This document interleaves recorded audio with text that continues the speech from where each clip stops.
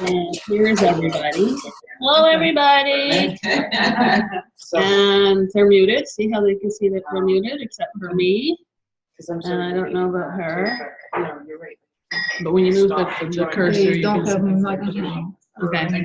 So this is where you go. I want to try and get that over on your desk to manage my participants. So you can, if you hear anybody talking, you can mute them. Unless they're talking. Unless they're talking to us. And they're not, Josephine, how nice to see you. I haven't seen her in years. She's not, Josephine, she's not there. And then she disappeared. Okay. So once I go to screen share, which is down here, share. Okay. And then I'm going to do here. And then you hit share. And there you go. And so now we're going to do slideshow.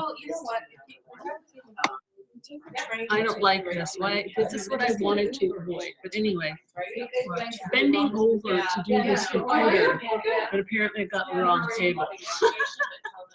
There we go. I'm looking at the other one. There we go.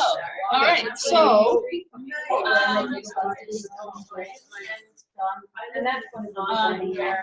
you're just going to have to hit the yellow screen when I need to scroll down. So this needs to come down. Yeah. Nice to meet you. Yes. Nice to stay. It's okay. Both of us have heard of No, not oh well. I put up with them using those tables and chairs in the grass. I put up with them. Don't tell me They do take good care of the stuff. They do. They've never had any breakage. They've replaced any of the little caps that you saw. They've never broken anything. But yeah, there's a training. That's why. Yeah. Because of the hurt that's caused. Okay, and when I both done it, and we're not going to live forever. I'm asking God to show me the hurt that I feel that I caused in my face. Okay, whatever. Where is it king in here? what's that house where you can Jarvis Street? No, yeah, it's not way. Well, we don't have our slightest right. Just walking here. Oh, you guys, where did your Oh, it hasn't stopped. No, I've actually worked on it. I actually ran last week. I just turned last night. So good. Does that mean the other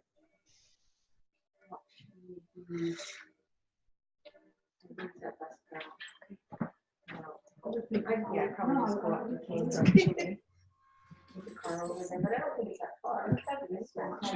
No, when I looked, I thought it was maybe a bit of a loop, like not, like not more than than 20.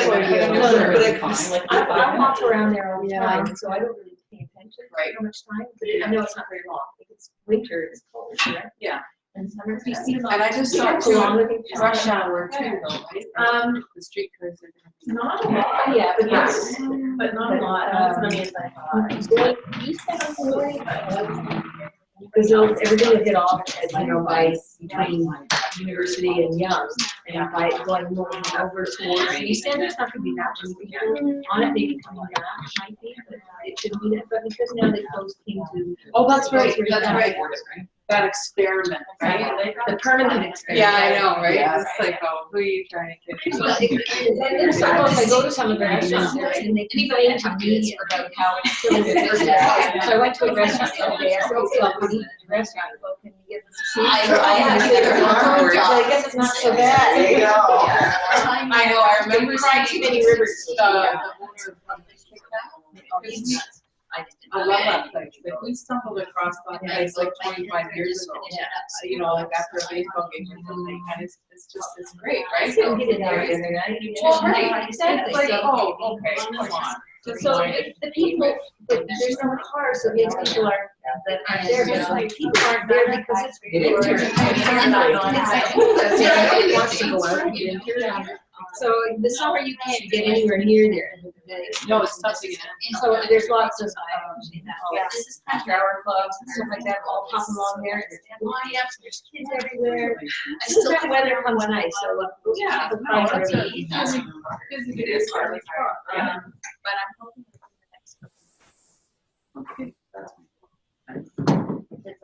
Oh. Yeah. It's okay. Yeah. Yeah, well, she's gonna give us a little bit of cannabis cookies and that'll make us hungry.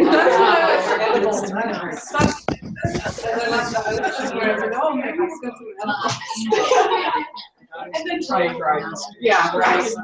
Show up at my sales. Are they? I can see. Yeah.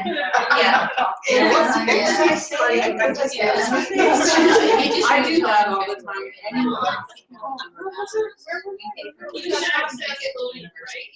Oh, you do it last. Right. She came home to do that. Okay, Yeah. Which I think, you know, living is yeah, when you're online, they're not your life person. I'm glad you can tell me. That's a good sign.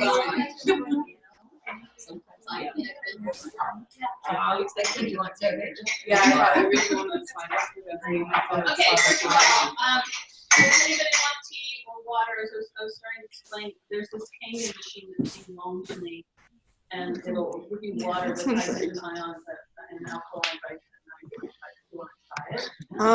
The ID number, you just have to enter that. So if you open Zoom, if you open Zoom, you'll just have to enter the ID number. Yeah, it's a bit of a pain, and I'd like to take some. No. Like I said, I got rid of mine. It's more hype than actual. Déplace quand tu l'as par téléphone.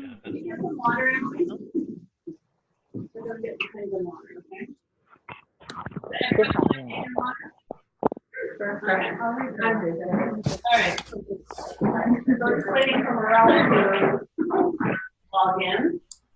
He's going to be looking after the chat people. So chat people, if you can hear me, please type in chat. But you can't see them. I can't see. I mean, we can. I can take the screen share down. Right. But then, well, you can kind of do they're on the side.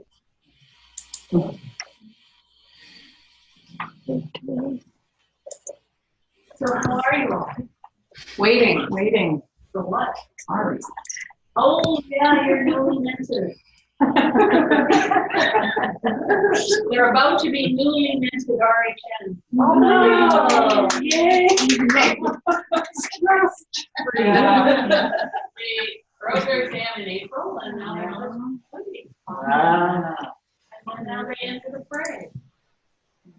And they already are prepared for what they No, you're right.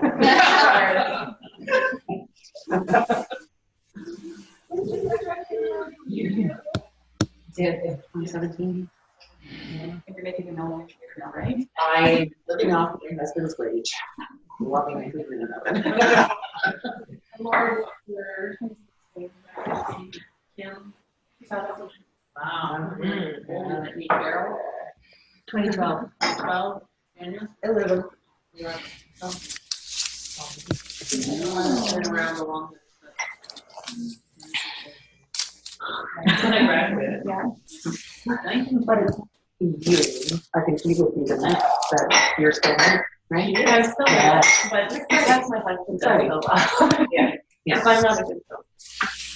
Well, and it's an ongoing issue.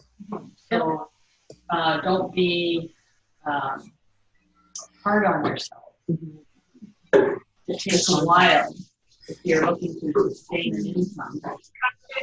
If you're not looking to sustain an income, then take the time you want to develop what it is you want. And I just want to make sure they can hear me. Can they hear me? I think so. Did they say they can hear me? I think we can hear them. We can hear them when they're I on. can hear them, which we were not.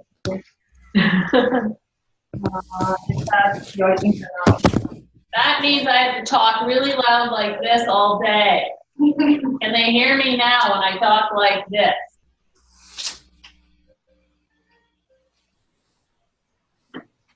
Because the computer's way over there. Yes. Okay, so I'm not yelling at you.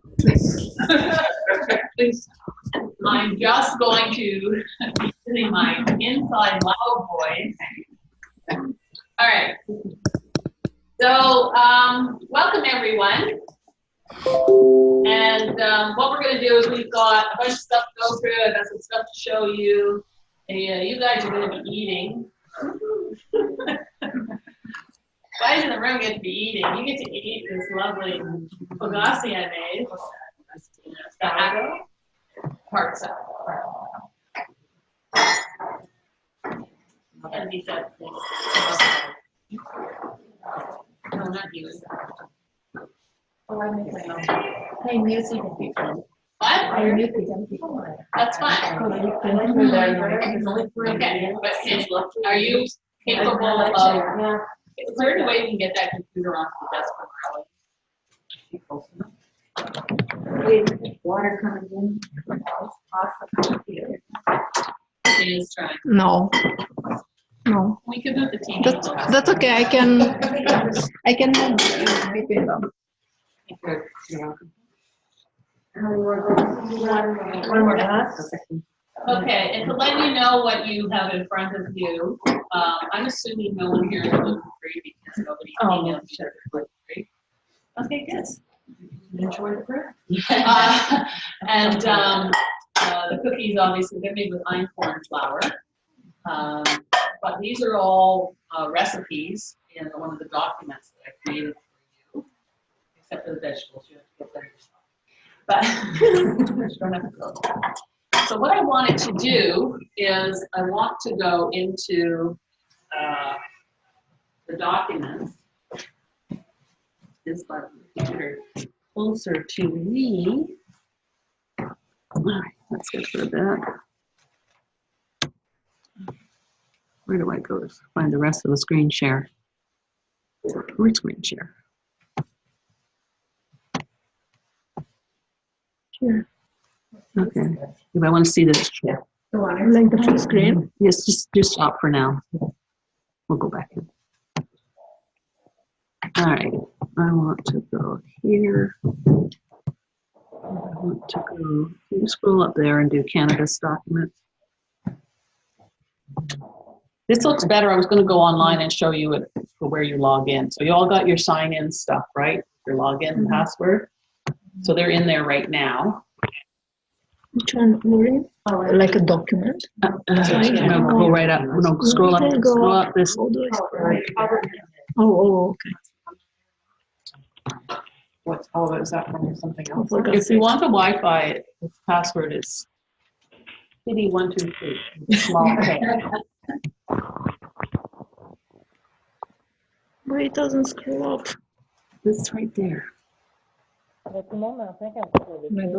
No. Happens when it's not your computer. Yeah, I know. And when you're bent over. And there's too many Okay, files so the tapping is are open. Ready to go. We just passed it. Which is the network? There's two. You have two sorrows. Which Soro is it? the first one. The first one. You have Go on 5G? to the I have no idea what I have. It has nothing to do with me. I had nothing to do with it. There's a little thing over there. A little Google thing. I had nothing to do with that either. Sorry, I need Okay. to clear. Perfect. Which one? Okay. Which one they on? Okay, so why doesn't, oh, we have to go back to screen share. So go back to here. Wait, here. Okay.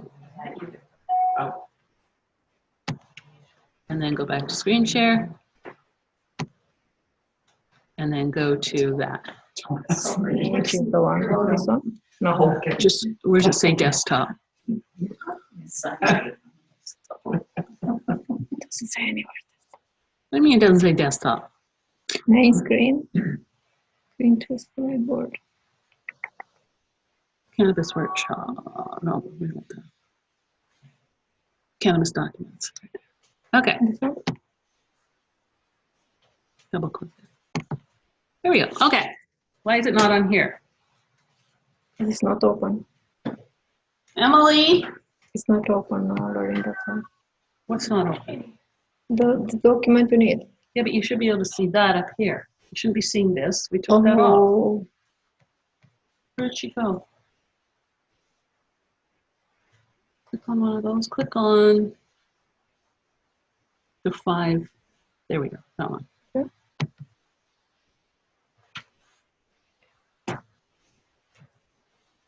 Let me find. Emily?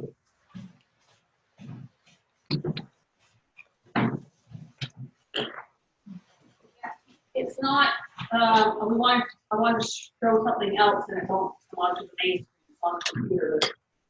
It came out of screen share, we called it up and went back to screen share. Ready for cooking? I can smell it. Really appealing. Thank you. Marilyn's ready. good, thanks.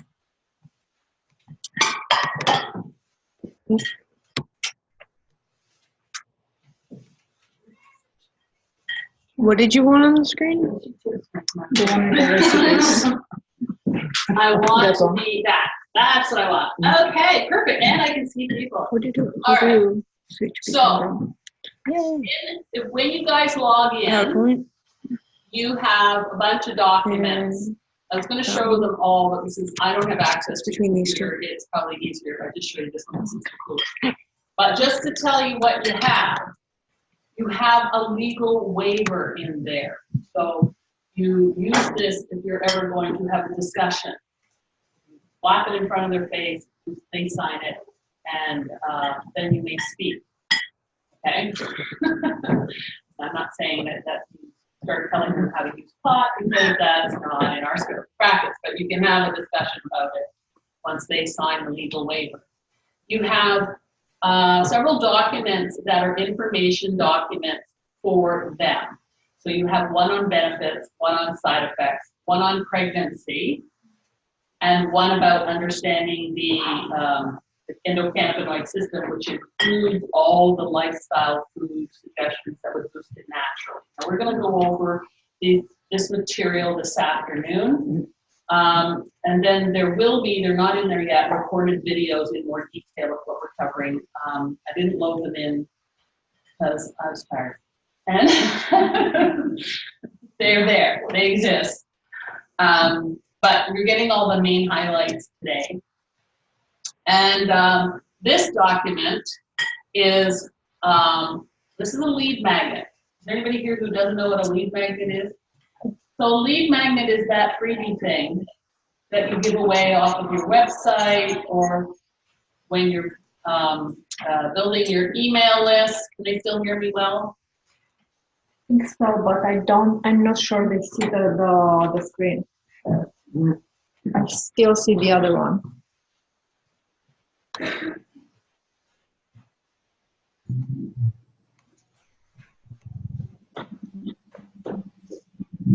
She's not sure they're seeing that screen. I see the main. Please. What is it?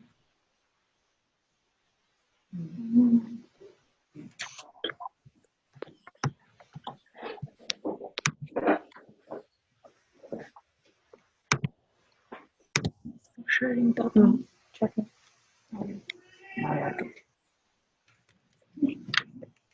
Oh, sure.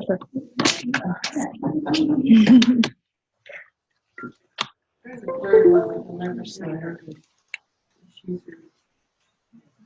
Shy one. We have the, I'm drawing every day. I'm like, I don't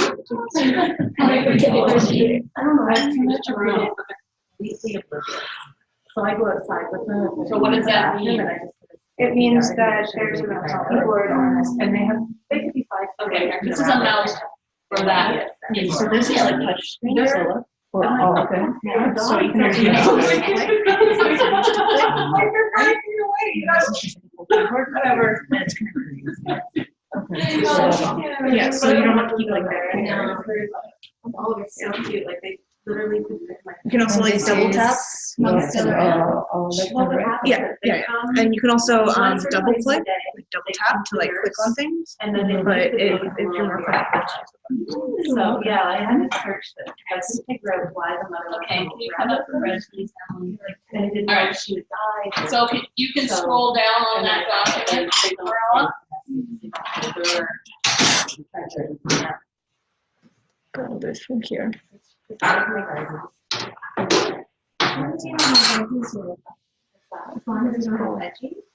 Yeah. Okay, so basically, there we go. This document is called Five Techniques to Boost Your Endocannabinoid System Naturally. So, like all lead magnets, just want to freeze there, it starts with a below page. So, for example, I'm going to use Carol as an example because I know what Carol's up to. So Carol is wanting to promote a program about sleep, right? Yes. So sleep and the endocannabinoid system are correlated. If you don't get enough sleep, you're not going to have a good endocannabinoid system. If you don't have a good endocannabinoid system, you will not sleep well. There's a lot of relationships like that in the body. So a document like this, what she has to do is take that front section and rewrite it to her group. So she would turn it around and start going on about sleep and the endocannabinoid system. And she might go through the document and she might throw in a few words here and there. And from a business perspective, so the title, so since her demographic is sleep, her, generally speaking, her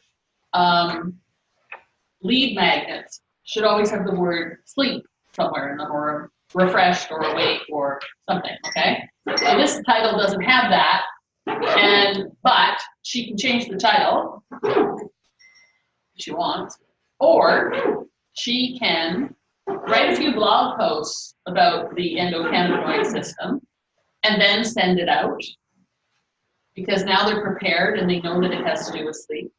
Or if she wanted to use it on her website and have, or even for a Facebook ad or anything like that, then when she creates the box, you know how you always have those little boxes and it has the picture of the lead magnet, it says your name and your email and how did you get on it, right? But above the picture of the book, she could write something like, you know the endocannabinoid system is affecting your sleep. Learn more, and here's 5 benefits. See? So you can you have to target it to your demographic. I don't know if Luana's online or not, but hers is tired women. So the same thing, right? You just change the lead magnet to fit the group of people you're trying to reach. And it fits every single group of people. There's nobody this doesn't fit. Okay, because it regulates so many functions in the body, and it doesn't matter what health issue they have. One of those systems is being affected by endocannabinoids, or lack thereof. So we're talking about the ones you make, not the ones you smoke. Next subject, which we will get into. So you have, I think there's 6 documents in total. There's a 7th document called decarboxylation and edibles. This is not for clients. So every one of these documents, I think there's a question. Carol, I just saw the orange hat flash. These documents, mainly, it just has a place for your logo and your contact information and Twitter and your logo at the top. So they were designed like you're having a conversation with a client and you have more information to share with them. You just hand them the appropriate document. There's one on pregnancy and fertility and breastfeeding. There's one on side effects. There's one on benefits. And then, as I said, there's one on the waiver, and then there's the one on the endocannabinoid system, so they can understand more what it helps with, and foods and supplements and things that you can use that boost it or balance it or support it. Sorry? Yes? The background noise. The sound is terrible. She's cutting the bread. The sound is really bad. We can hardly hear what you're saying, and it's really loud, all the other noise with her cutting the bread even. Maybe it's the door. Maybe it's the door. We'll close the door. And Lorraine, she can't see your face. Can you adjust it? There, can you hear now? Can you adjust the still not great. camera? Yeah, it's not great. What? The sound is not great. Are you close to a mic? What are you using? I'm not anywhere near the mic. That's the problem. I hear fine with the headphones. I have headphones. I'm hearing. Okay, we're gonna get the tech expert onto it. Lorraine, can you adjust it so we can see your face? I really want to see my Yeah, because they're neck down. I know, I like that. Can you adjust this webcam? Bring it down. The other way. Tip up, no, up, The no, other. that's the actual webcam, no, the webcam. Oh, the webcam. Up, Higher. There we are. up, That's good. little over. There we go. Yes, that's great. Except when I do this, half my head disappears. But anyway, maybe just a little upper. There we go. Okay, perfect. Yeah. All right, sounds good now. A little better, but That's better. That's that better. was bad. We missed everything you said pretty much. They were wondering what are you talking about. Okay. I'm talking about the lead magnet that's on the screen and how to use it. And that you're going to take this section of the lead magnet, which is right after the cover, and adapt it to your target audience. And that way you can use it for anyone. But is that Luana I'm seeing with her headphones on? Okay. So I used Luana as an example. I said, so for Luana, she would do tired women, and you would talk about tired women, but you would have to let them know about the endocannabinoid system so they know why they want this. So it might be a blog post, or, you know, maybe you're giving a talk, or, you know, so say you give a talk about the endocannabinoid system. That would be, by the way, an interesting talk. I bet you would get some lunch and learns from that, because it's very topical right now. And you throw in the word cannabis here and there, and somebody would book you very easily for that talk. And then you can offer this lead magnet as a gift to get them on your email list. So there's a lot of things you can do with this, and this is why I created it, because the other documents, I had them more in mind that you're giving them to a client that you're seeing. So the client has brought up the subject and they need more information. And each of the documents comes with a big whopping medical disclaimer. So it says at the top of each document that they need to go talk to their doctor, and this is just information, blah, blah, blah. And then there's a more detailed, smaller medical disclaimer at the end of the document, right? I put those in every single one of them. Even this has a medical disclaimer, even though it doesn't need it from a scope perspective. So in this document, there's nothing that, here, have some bread. In this document, it's all natural. It's all foods that support the endocannabinoid system, and I turned them into, there's actually 9 recipes, not 5. So it says 5 because that's make a better title. And when I wrote the sentence, you can see it says, and you get as a special bonus, there's 4 extra recipes, okay? So And you're gonna get to try the 2 ice creams later today. All right, so what we've got going on here is just looking at these documents. There's one other document that is not meant for clients, it's meant for you. It's called, and when I put it in the website, like when you go onto the website, it's not in a Dropbox folder. I put these documents right onto the web page. So when you log in, you'll see them there. And it says for practitioner, and it's called decarboxylation and edibles. So that's the document that talks all about how cannabis can be used for food and how to dose with it. We're going to go over some of that this afternoon. But the reason I waited and waited and waited with my head whether or not it should be for clients, and I just don't see it being for clients within scope. However, for your own knowledge, to find out if they're using it correctly, you needed it. And there are some recipes too, should you feel inclined to make some and do something, whatever. Okay, so that's that document. But and again, it's not, and I did have it designed so that if there's a section of it like that you think is appropriate, you can just copy and paste it into another document that you think is suitable.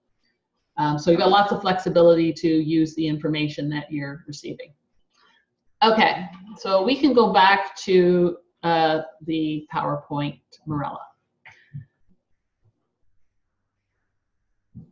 So let me ask you all this, and this is for everyone in the chat as well. Why are you here today? So what is your goal? What is your purpose? Are you here personal, professional, both, curiosity? Both. Both. So personal and professional.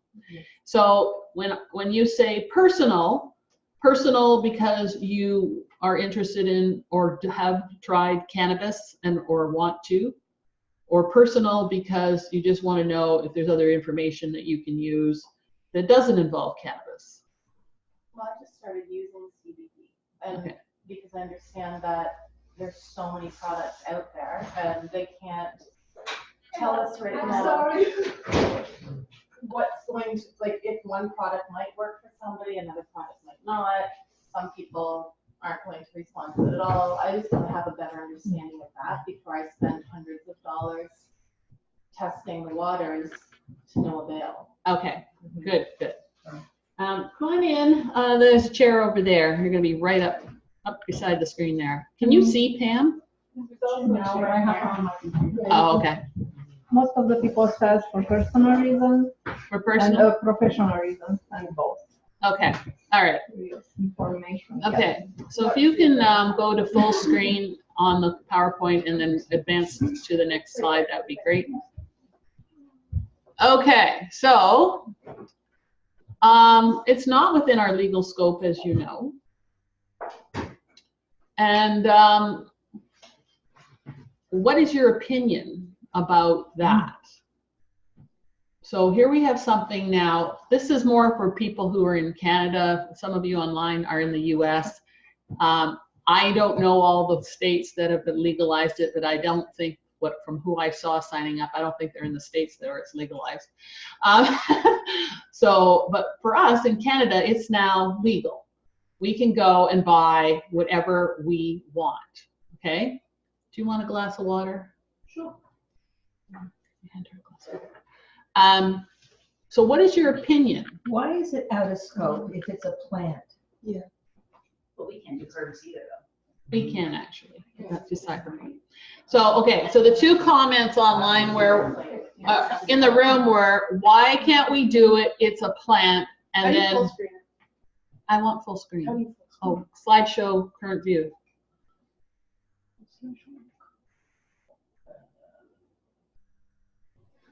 Current view. No, oh, there we go. Okay, so so the options are, it is a plant, and we recommend plants, but it's also a drug, and it has huge potential for addiction. So it falls in an area that is unusual in that there's also research showing benefit. But on the other hand, there are definitely people who get addicted. What about coffee? Yeah. Also addictive. Brand. But you can drive your car. But you can drive your car when you're, yeah, that's a very good point. If you are too high or you have the wrong strain, you can be really drowsy and dopey. And again, it's tricky because chronic users tend to know their limits and what to do and what not to do. But I can tell you that when she made a brownie, She who will not be named. she who will not be named made a brownie. So it was sitting here, and it looked like a really good quality brownie. And I know a good brownie when I see one, like from a baking perspective. So I took a little, like just like a little, and my anxiety went down, and I went to sleep, and I wasn't high or anything like that.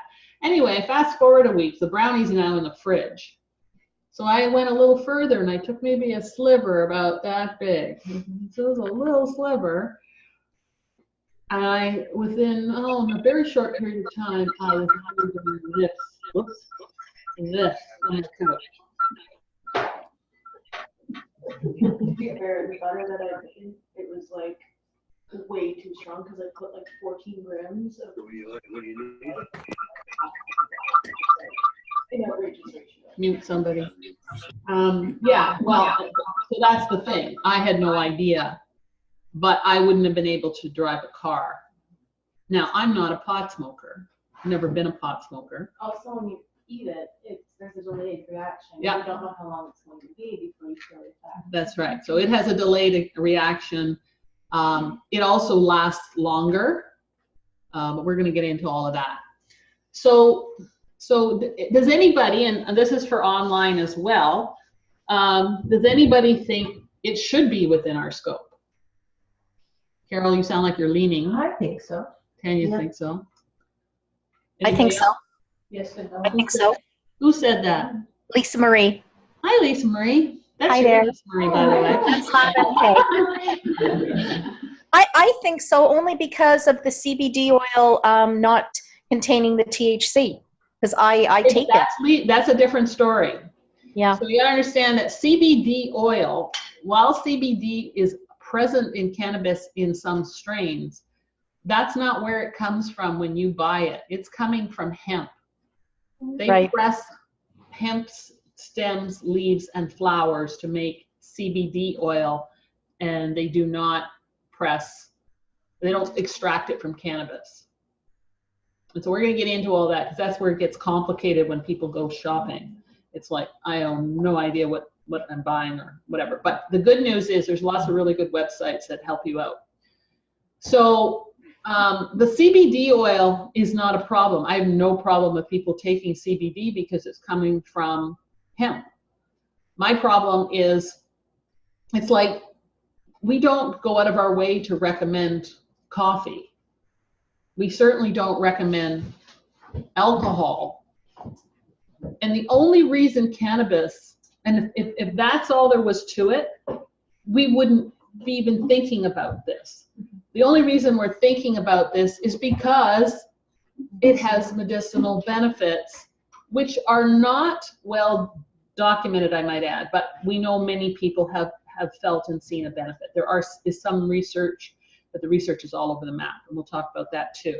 So I just think that I know that, so from my perspective, and what I would do with a client, if they wanted to try it, I would provide them with the information with the big fat waiver, the big old, and all the disclaimers, and send them to their doctor. Send them and the information to the doctor. If the doctor signs off on it, and then we are now working, and this is a good for business too, with the doctor and helping them, that's a different story. So I think that's the gray area where we can operate. but we have to be very clear that we're not telling them to use cannabis under any circumstances. This is their idea, their choice, which they're free to do. It's only going to be tricky for us when, let's say, we fast forward 5 years from now, and there's been multiple situations where you've had a client and they've used cannabis, and now you've seen for yourself the benefits, if assuming there are any, right? You now have a body of knowledge about what works and what doesn't work. And you may have a client that you think might benefit from this. And so then you're in a very tricky spot, whether you say, have you ever thought about cannabis? Before you say that, you slap that waiver in front of their face. Okay, I'm not kidding. Don't be afraid of being awkward. I went to see an alternative MD, and she was doing PRP treatments on my knee, and that's what she did before she started talking. She goes, well, I can discuss that with you, but here, sign this first, because she's stepping outside of OHIP, right? So that's the line you're going to have to walk, and you have to be very careful with it. And do not assume because the people are your friends or family that they don't need the waiver.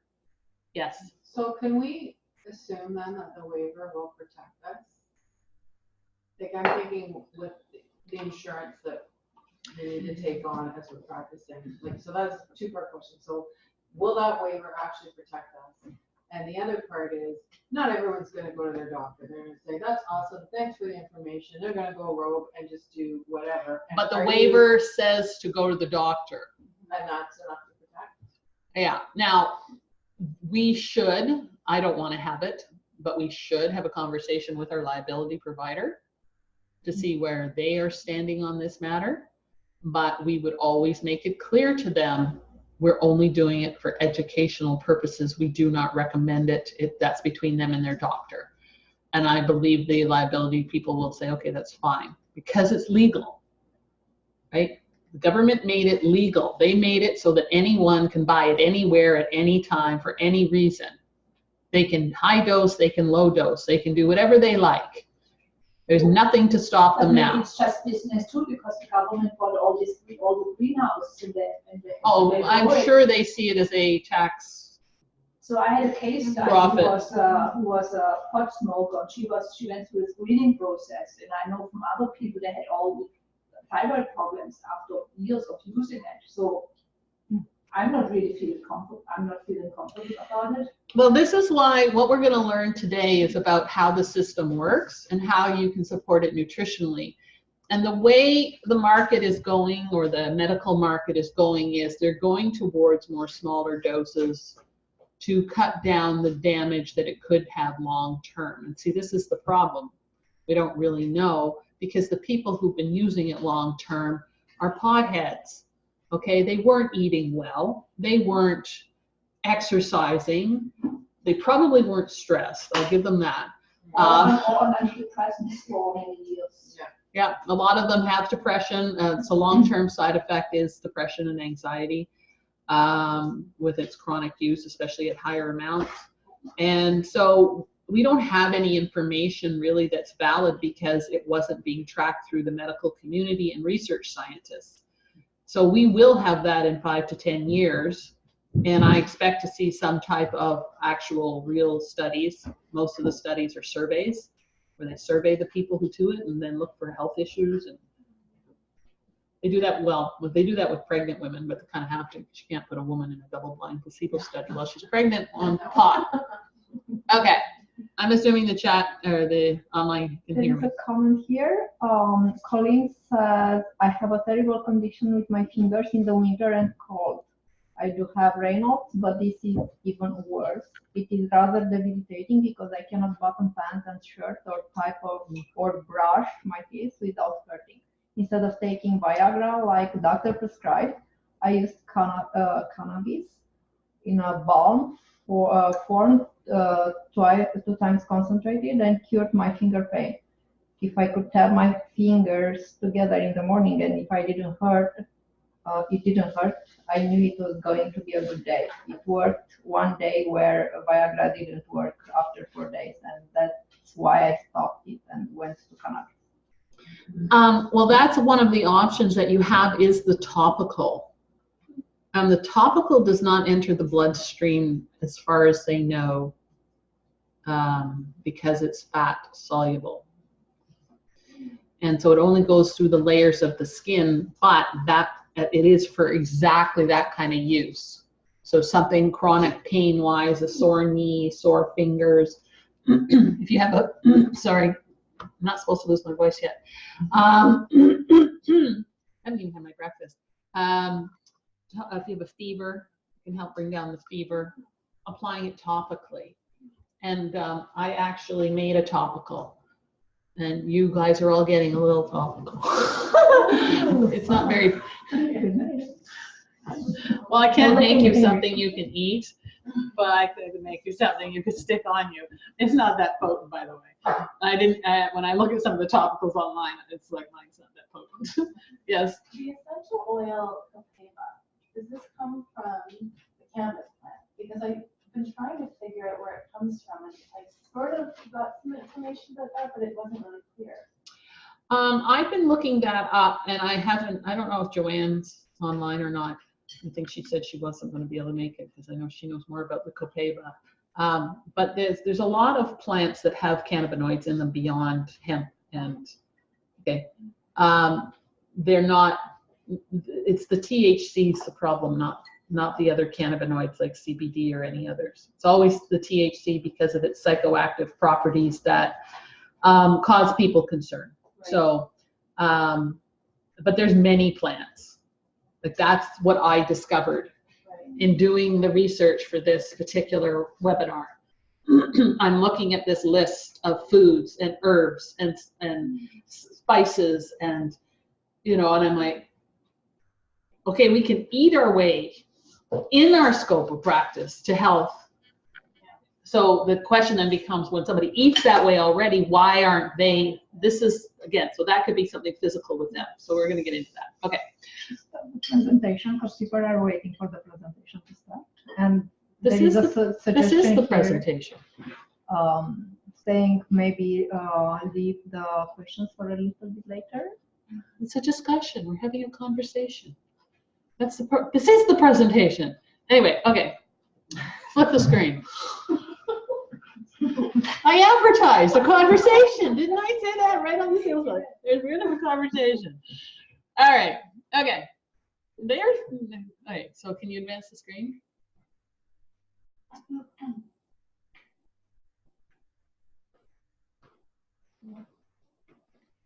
to be a long day.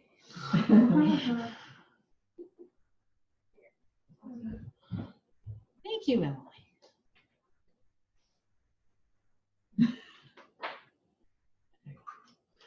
Okay, so this is within scope what we can and cannot do. We can't tell them to use it. We talked about the waiver. We can't even tell them how to use it if it's with the MD, but we can ask them questions, right, about how they're using it. And we can obviously provide all the educational information we want and support their body with the side effects. I think that's a big role for us. So if they are experiencing side effects, what else can we recommend that might counter them? And we'll talk a bit about that today. And then help them to boost their own endocannabinoid system naturally, because the better their endocannabinoid system works, the less they'll need, right? So remember, you make powerful cannabinoids yourself all the time. You don't function without them. The question is, do you have enough? Do you have the right ones? Or something interfering? This is what's going on with a given person. Okay, next screen. So this is about the endocannabinoid system. What is it? You'll have to keep scrolling. Sorry, keep going. You're going to get a sore back. Okay, so basically it's a biological system that plays many roles in our body. It also is in all animals. So we're not alone with this particular system.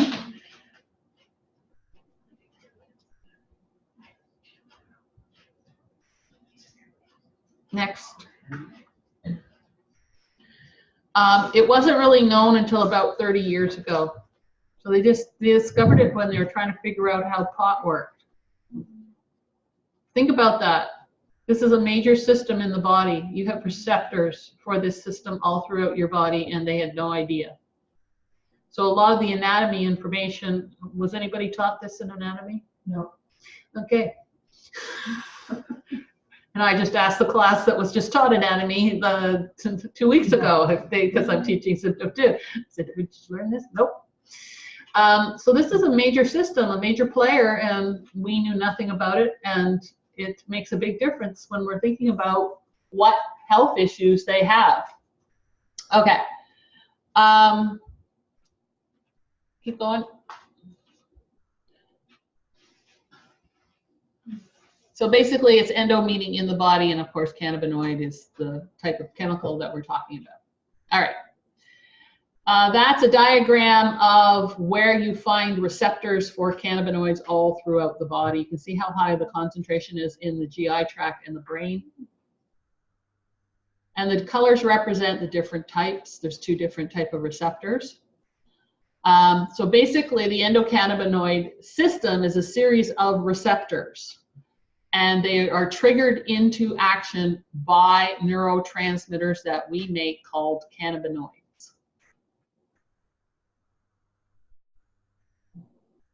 And I did send out the PDF for the slides this morning. I actually did last night, but that's good. People commenting that they didn't receive it. Yeah, they got them. Just look in their inbox. Everybody got them. It's the last thing I did before I went to bed. Send it out. Okay. This is what the endocannabinoid system is involved in, and so you can see there's nothing there that it's everything, right? So you got your sleep, your appetite, your digestion, your mood, your motor control, your immune function, reproduction, fertility, pleasure and reward, memory, temperature regulation, pain. In other words, homeostasis. So that's the most common thing that you see them talking about, is how it regulates homeostasis. And therefore you can understand that either lack of receptors, not enough cannabinoids to lock onto receptors, not the right ones, other factors which we'll get into, like medications or stress, all of these things can in turn play a role as to how well the receptors work, and depending which receptors they are will affect various things. So one thing that affects receptors that affect sleep are not necessarily the same that affect motor control. And so you can now see, once again, just like hormones, just like gut bacteria, we got another complicated little player there. And there's no test. It's not like you can have a test done and say, oh, my CB1 receptors in my gut are not operating. There's no test. So anyway, okay. Regarding temperature regulation, would that work for hot flashes? Someone is asking. Yes, it's also metabolism related as well. So I don't know if you know this. Well, it's coming up later, but when you are a little cold, it stimulates your metabolism to burn brown fat, called non-shivering thermogenesis. So it's involved with that. Okay, so the big thing to understand is the receptors, and there's 2. One's called CB1, the other's called CB2. So obviously that stands for cannabinoid 1 and cannabinoid 2. Okay. And they travel between neurons, telling the body when to begin a process, whatever process it is, wherever the neurons are, and then of course when to stop. And the body constantly makes cannabinoids to keep the body in homeostasis. And one comment that I read is that they make them as needed.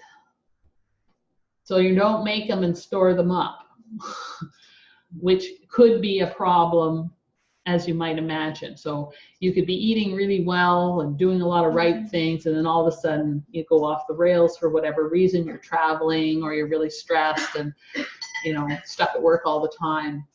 You might not have it functioning as well as it should during a time like that. And the cannabinoids act like a key in a lock.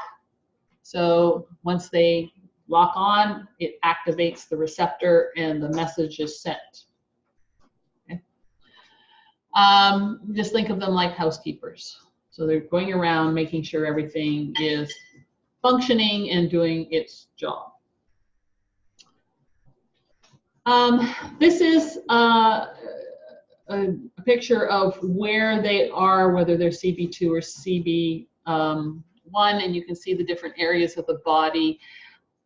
This is already starting to change. They've done more research on CB1 receptors than CB2s, which is why I think the list is longer. I don't actually think CB2 does less, but so far with the research, that's where we're at. Okay, next slide.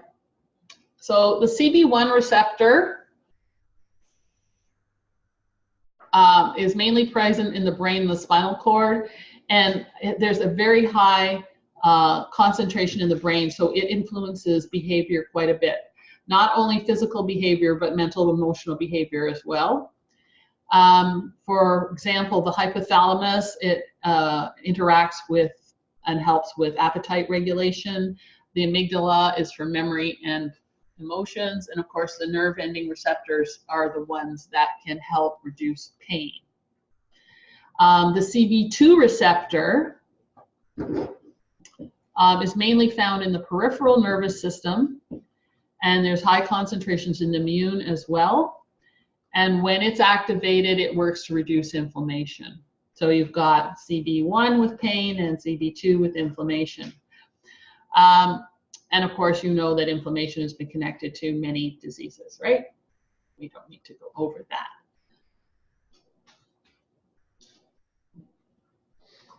All right, so THC, so that's the psychoactive ingredient in cannabis, it can lock onto both receptors.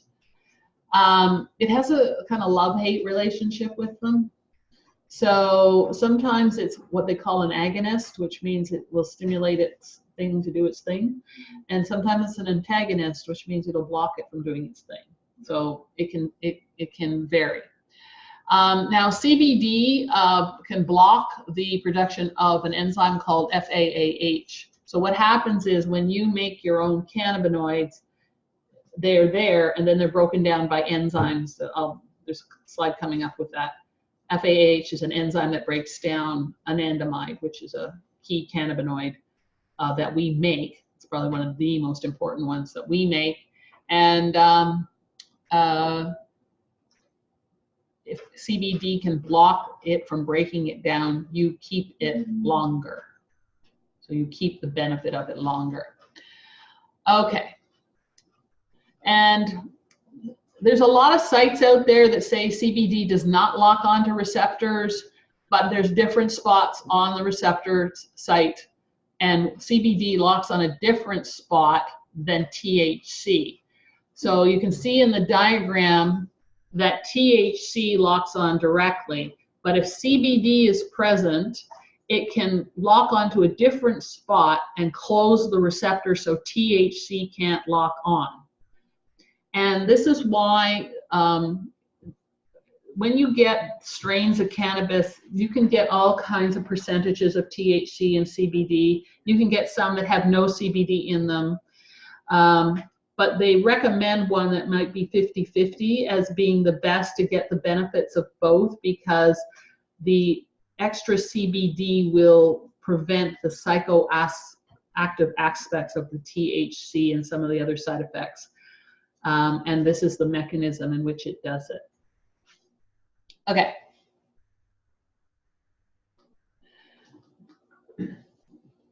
So I mentioned they're produced as they're needed. And there are two main ones that we produce. One is anandamide, which I just mentioned. It's found throughout the body. And then there's 2-AG, which is found in higher amounts in the brain. And then you have two enzymes that break it down. One is FAAH, which we just mentioned, that's for anandamide. And then you have MAGL, which is for 2-AG.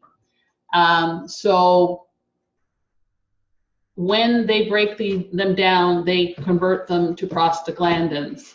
Not all prostaglandins are inflammatory, but many of them are. So this breakdown of these cannabinoids, especially if they break them down too fast, is going to be a factor in inflammation and pain and how much the person is experiencing.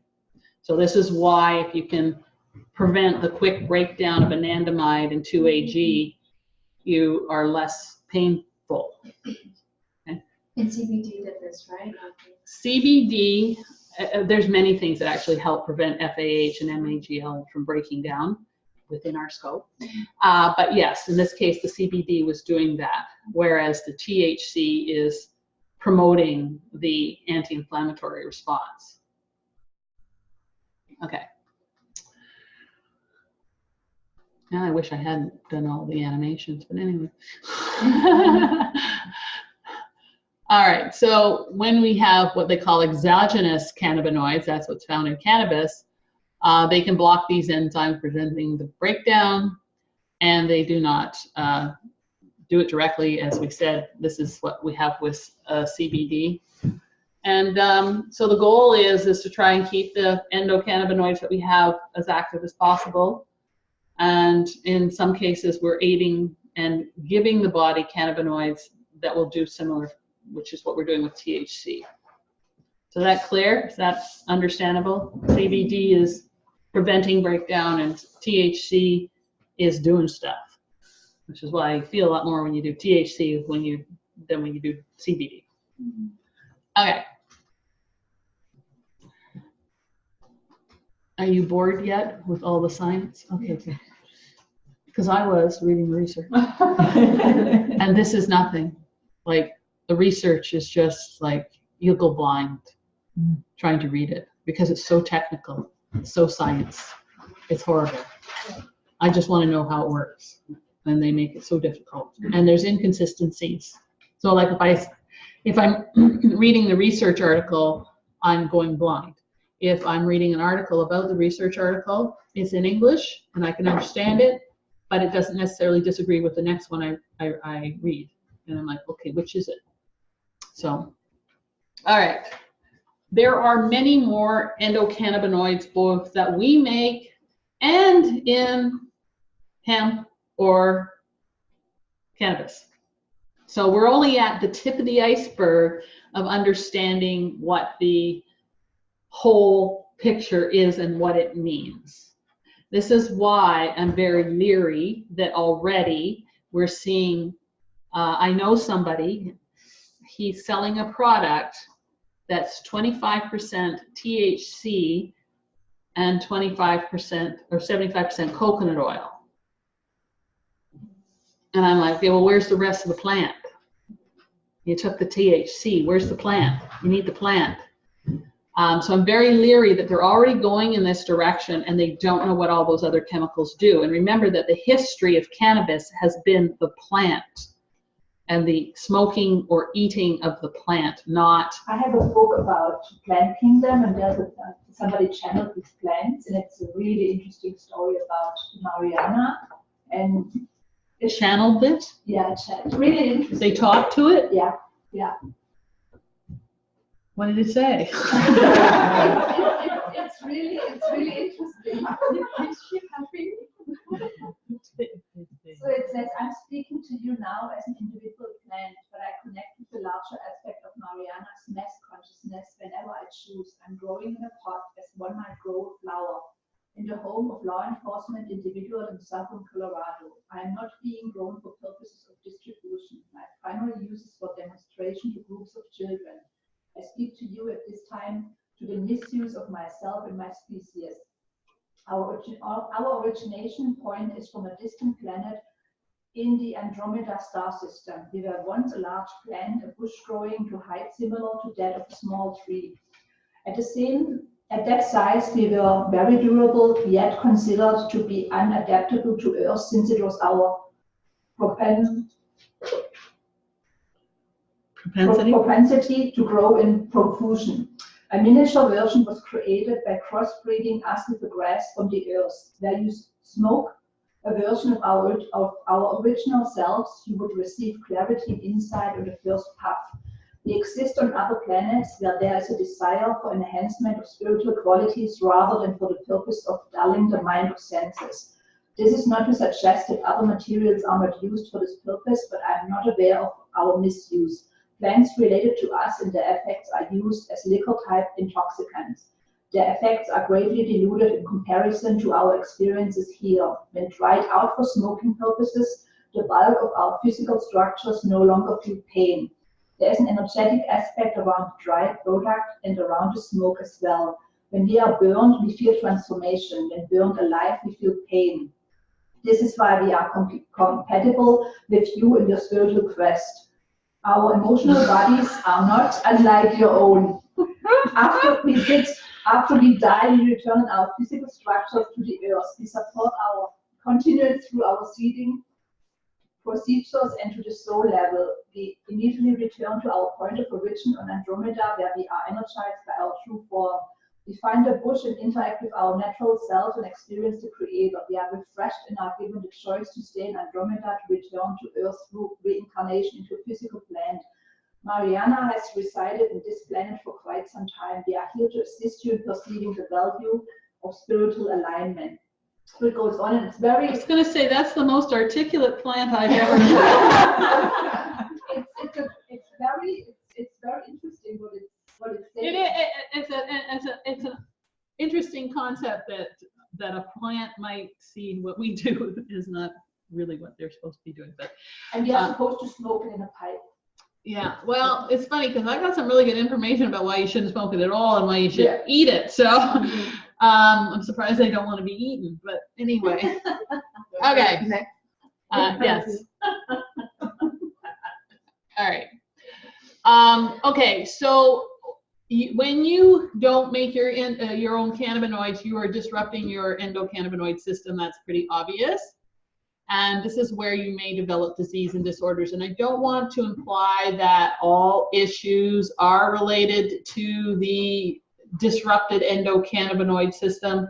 What I'm hoping that you will take from this is that it could be, and more than likely is, and we'll talk about some of the things that affect it. What you can do is then look at a client and see if they've done things that might be disrupting it. The number one, of course, would be what they eat. If they're not supplying it with the nutrients, they're not going to have a healthy one. Now, when they have a dysfunctional endocannabinoid system, it's called clinical endocannabinoid deficiency. And these are the symptoms. That's okay, don't worry about that. These are the symptoms. Go ahead.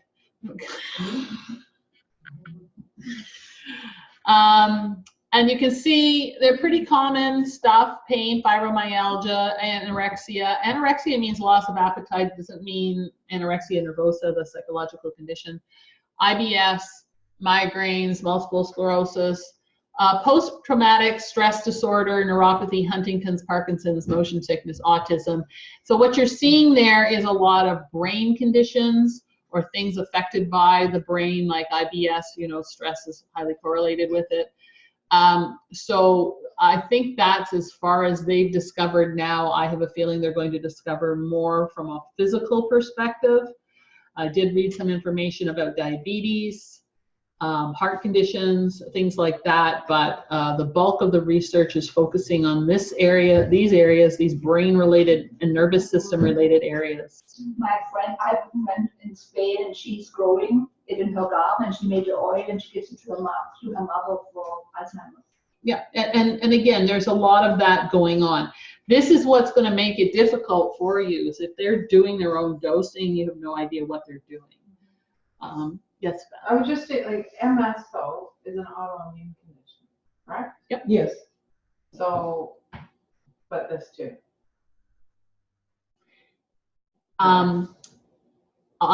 Autoimmune condition affected by the gut. And the gut has an amazing relationship with the endocannabinoid system. Okay. So this is what I'm saying. It's not that anything has changed per se. It's that a new player is part of the story we weren't told. So what we're going to try and do now is add information that supports this new player as part of what we were already doing for whatever the given condition is. So that's, and to me, that's good news, because that gives us lots to do within scope. All right. Okay. All right. Again, it's quite complicated how the system works.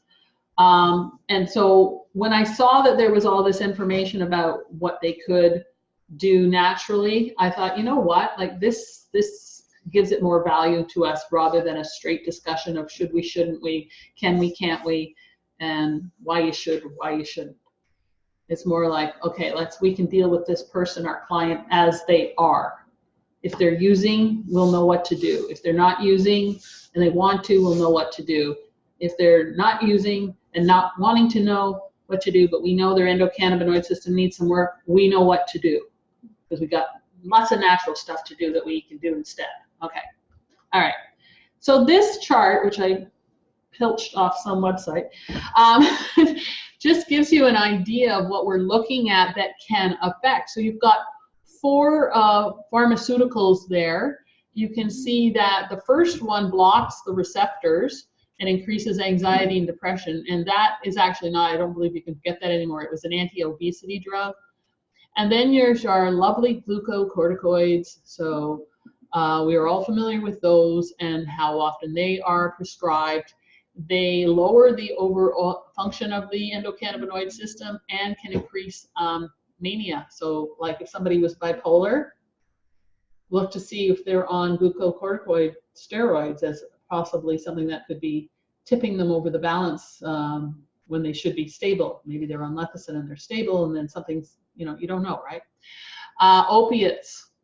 So opiates have their own receptors, but they also affect the CB1 receptor and increase the function of the endocannabinoid system. So that's why you feel so darn good. You feel great when you're on an opiate until it doesn't work for you anymore. And then you get on something else and then you end up dying because you've mixed medication. And then antidepressants also can increase CB1 receptors and improve moods. So again, the drug is actually acting on the endocannabinoid system, not doing something else, right? And then all of these other things are natural things. So your polyunsaturates, your EFAs, are essential for the entire function of the endocannabinoid system. It would be one of the first food types of foods you would look for, both 3 and 6, not just 3. And by the way, there's much more detail about this in the recorded stuff as well.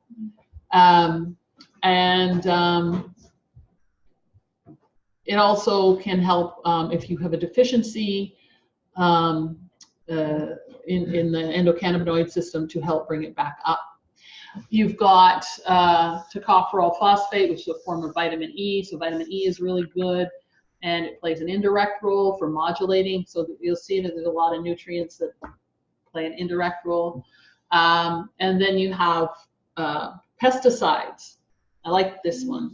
So I'm always wanting, because when I create these documents, so like the lead magnet that I created, there's a little part in it about organics, because obviously I want them to have organic as much as possible. And I said, so the question was in the document, is there a reason to buy organic for the endocannabinoid system? And the answer is yes, there is, because the pesticides may, and even though they're trace amounts, they could be interfering in some fashion. Remember, it's the total picture. So everything that you can change, the better it is for the client. What does CAM stand for? Complementary alternative medicine. Thank you.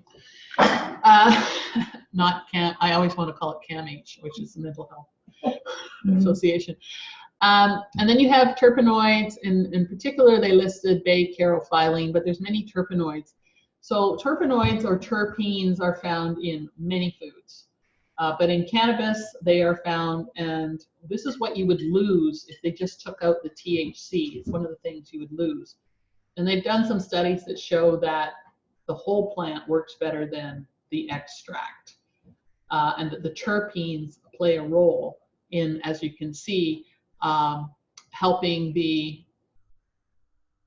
CB receptors be more potent and selective. So this is why we want to keep things whole. And then you can see you got two different, you got an herb there, echinacea, there's more, and nutmeg. So nutmeg inhibits the enzyme FAAH, and echinacea shows some selective affinity for CB2. And so this is like, I just found more and more and more and more and more of this stuff. All right. So that brings us to something called the entourage effect.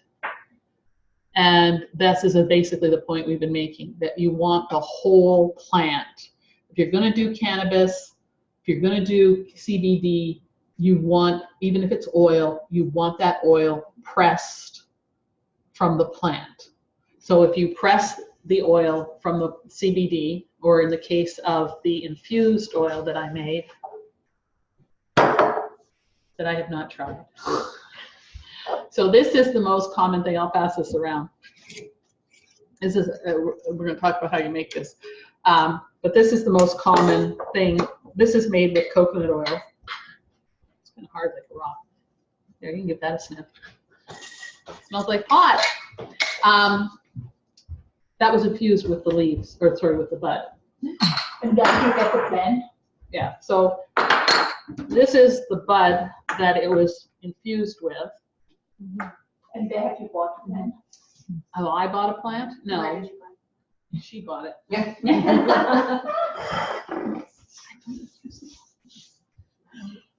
I've never smoked, so I've never smoked, and so I would not even know that. I would like to do a recipe, but I don't know that. It's really simple. There's an app you can download on your phone. It's called Matthews doesn't, and you put in like your address or whatever, like your postal code or something, and it'll show like different vendors and delivery like services for cannabis, and they carry a bunch of different products. Some of these places have like medicinal stuff. They have some plants. Can they hear her? Oh. Yeah. So I've got a couple of links to some places that will help you. Yeah, they can't hear you. That will help you find things, anything you want, and they're all Canadian sites, because of course this is where it's legal. I was talking to an ER nurse recently, and she said that since it's become legalized, our age group is the highest number of people ending up in ER, because so many have never used it, and they've never eaten it. If they have used it, they always smoked it, and they don't know how to dose. So, and because of that delayed onset, I know someone personally who was in a car accident and had an edible, and after an hour felt nothing, so she took a second one. She'd never used marijuana, and she ended up in the ER thinking she was dying. Of course she wasn't, but it's extremely powerful, and so I just thought that was noteworthy, since people are not knowing how much to use if anyone decides to. Well, this is the purpose of this workshop, because you're going to learn how much to use and how to, what they do call microdose, which is where you start, and it's gaining a lot of traction as a way to figure out how to use it to the best effects with the least consequences. Oh God, yeah. Yeah. Well, we went to Queen West yesterday, and it's like they have huge, and there's look so posh that you want to go in. And it's like lineups, yeah, it's crazy. I was just shocked. Well, there's not enough what they call government regulated stores open yet. A lot of the stores are trying to get their licenses, but I think there's only 4 in the GTA right now. One of them is on Queen Street. Yeah, it's, again, because it was made legal, people who would never have done it before are now either going to try it or grow it, and they think it's a get out of jail free card. They don't understand it. Nothing's changed about it. It is still what it is. It's just you're not going to be arrested. That's the only difference. You're not going to jail for having it. So, all right.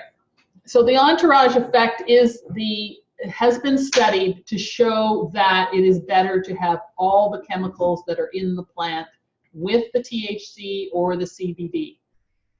Next slide. All right, so what's the gut connection? Big gut connection. So they think now, you've heard about the brain-gut connection and it uses the vagus nerve. They now think it's the endocannabinoid system that is part of the communication. That's the main communicator.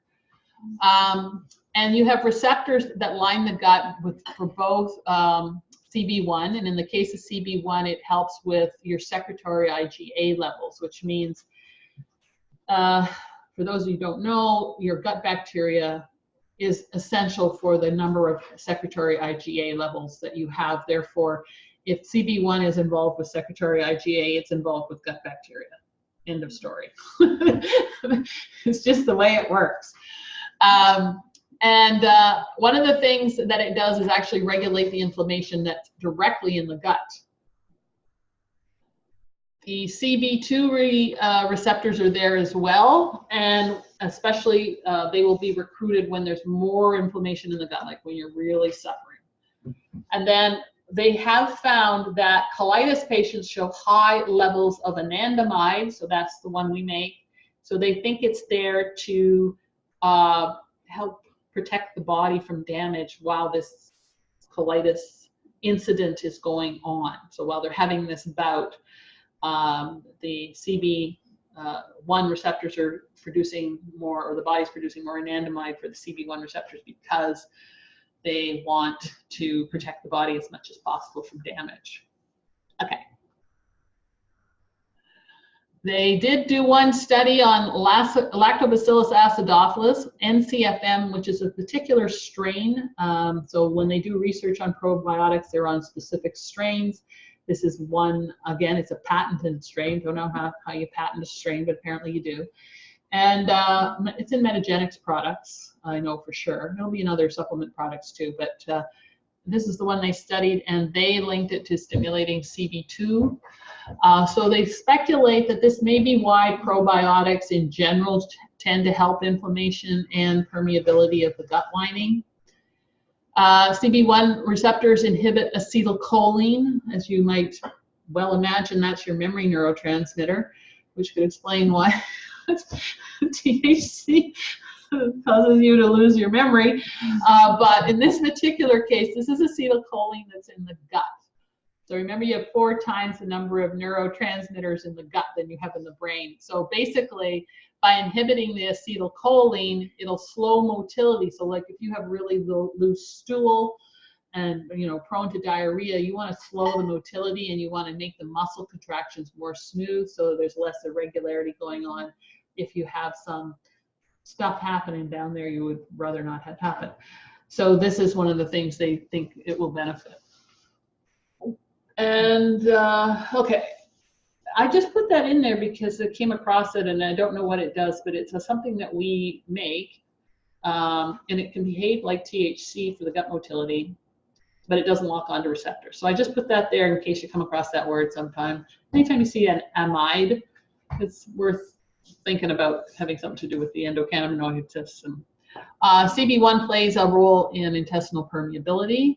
It can open the gut junctions. Now, a lot of people don't understand that those gap junctions are supposed to open and close. That's not leaky gut. That's opening and closing. They open for a reason, they close for a reason. They're not supposed to stay open, and they're not supposed to open a lot. So THC can help them open and close as part of a normal part, but if you have too much THC, it may be opening them too much. So stuff gets in like, are you all familiar with what LPS is? Some are, some aren't. Lipopolysaccharide. It's a toxin made by bad bacteria, and it's been linked to inflammation and Alzheimer's and autism and heart disease and liver disease and diabetes and arthritis and autoimmunity and you name it, it's been linked to just about everything. every time the gap junction opens, it gives an opportunity for LPS to get into the bloodstream. So if it's opening all the time, you're going to have high levels of LPS. If it's only opening and closing when it's supposed to, you won't. Basically, when you are looking for foods, and the way I've written the documents is basically, like, I don't know about you, but when I'm creating, I find foods, right, that are specific to a given issue.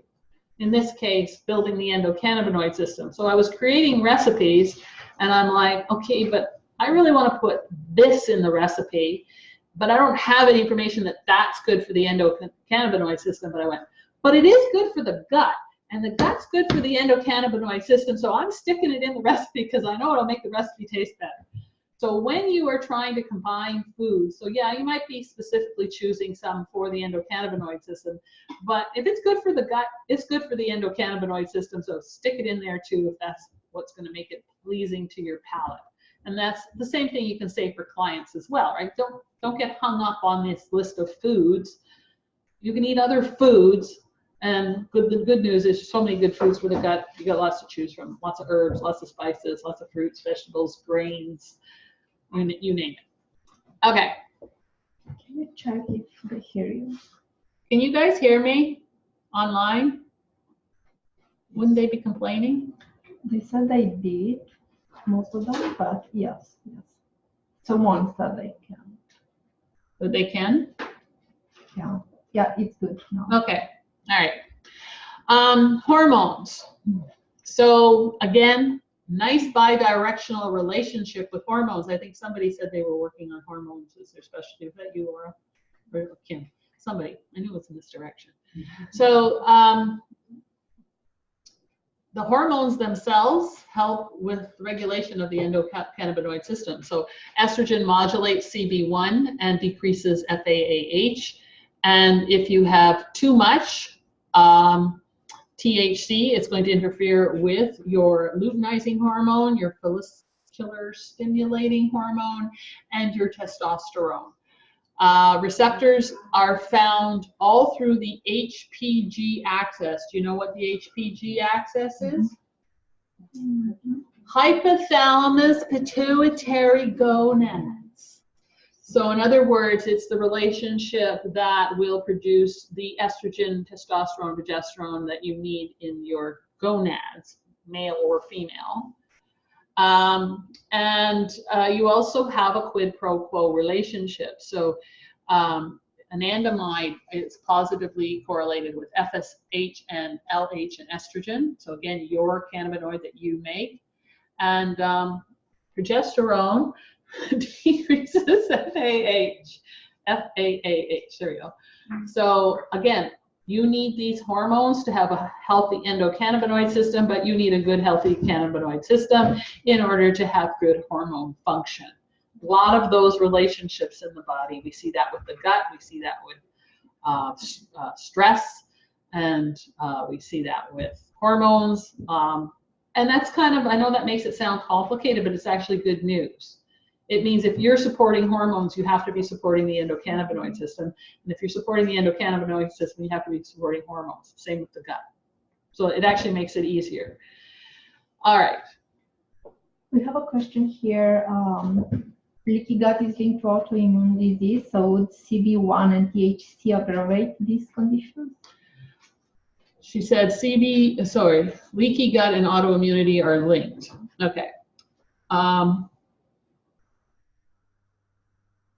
Autoimmunity is regulated by T regulatory cells, which are regulated by the gut. So leaky gut itself is not the problem with autoimmunity. It's just that people who have poor gut function also often have leaky gut. Does that make sense? Okay. So THC making the gut more permeable is not helpful, especially if LPS is getting into the bloodstream, because that can exacerbate autoimmune symptoms in various areas of the body because it gets everywhere. So that would be the connection. It's not the gut being open too much that's linked to autoimmunity. It's the gut bacteria that's missing that can't get enough butyrate made to make the Treg cells, and Treg cells determine immune tolerance to stop the body from attacking itself. Is that a good enough an explanation? Does that make sense? Make sense? Okay.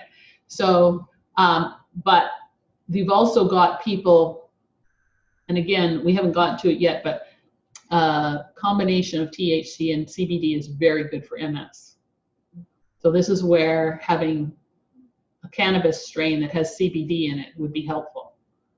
That's one of the issues that has been found to be better served when it's a combo. Another question regarding the receptors that are found throughout the APG axis. They ask receptors of to what? CB1 and CB2, I guess. Yeah. For all purposes of this webinar, or sorry, workshop, receptors refer to the CB receptors only. So, of course, stress, another bidirectional relationship. The endocannabinoid system is actually involved with the stress response. So it's actually activating your stress response. So you will to put you in fight or flight. And it is related to 2-AG is the main signaler of the HPA axis. But if you are too stressed and you're producing too much cortisol, it's going to decrease both anandamide and 2-AG amounts in the body. Okay. All right, CBD, that's obviously it's cannabinoid oil. It's derived from the plant stalks and seeds of the hemp plant, not the seed. So the plant has 20% content CBD. The seeds only have 3.5%. So that does not make hemp not a good food for supporting your system naturally. It's a very good food for supporting your system naturally. It's just not as high as the plants. And unless you know a grower, we don't have really access to this. I have seeds in Germany I bought many years ago, because you can get it in a health store. Yeah. They're raw. Maybe I should sprout them and grow them. Yeah, if you can grow your own, you can, and then you can make teas or whatever with them. But you can also buy the oil. So have it all done for you. As you can see, it contains a lot of chemicals too. So once again, we do not want them pulling out the CBD by itself. We want it pressed from the plant so that those terpenes and everything else are part of the picture too, to get the entourage effect. Yes? So they're not using the leaves? Oh yeah, the leaves, flowers, stems for the oil. That's 20%. But the seeds, the ones we eat, 3.5%. Okay.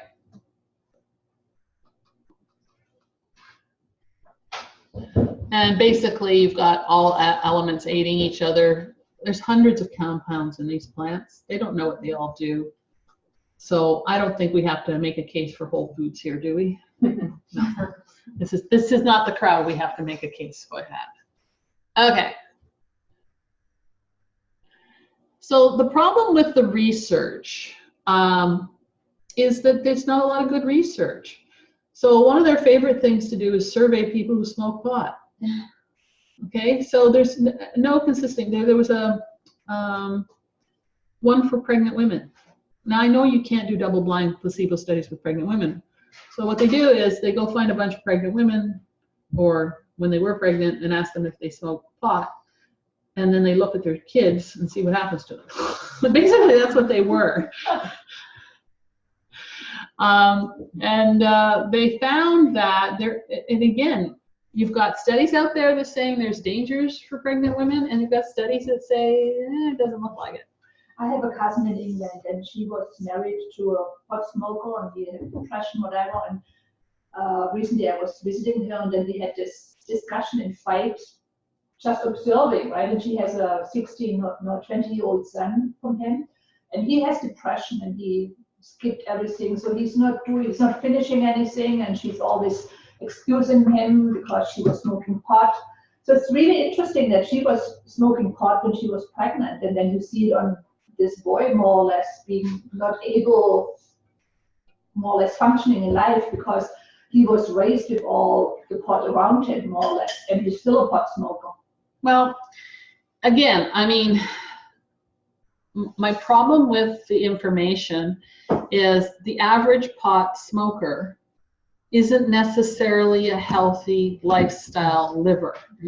They don't eat well. They don't necessarily get a lot of exercise.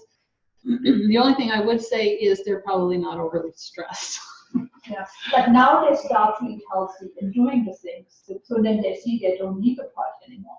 Well, hopefully, hopefully. But it makes the research nebulous. So they did do one study and they looked at all these pregnant women, and so some people, they add tobacco to their joint, so they had to factor that out. Others are also smoking cigarettes and drinking alcohol when they're pregnant.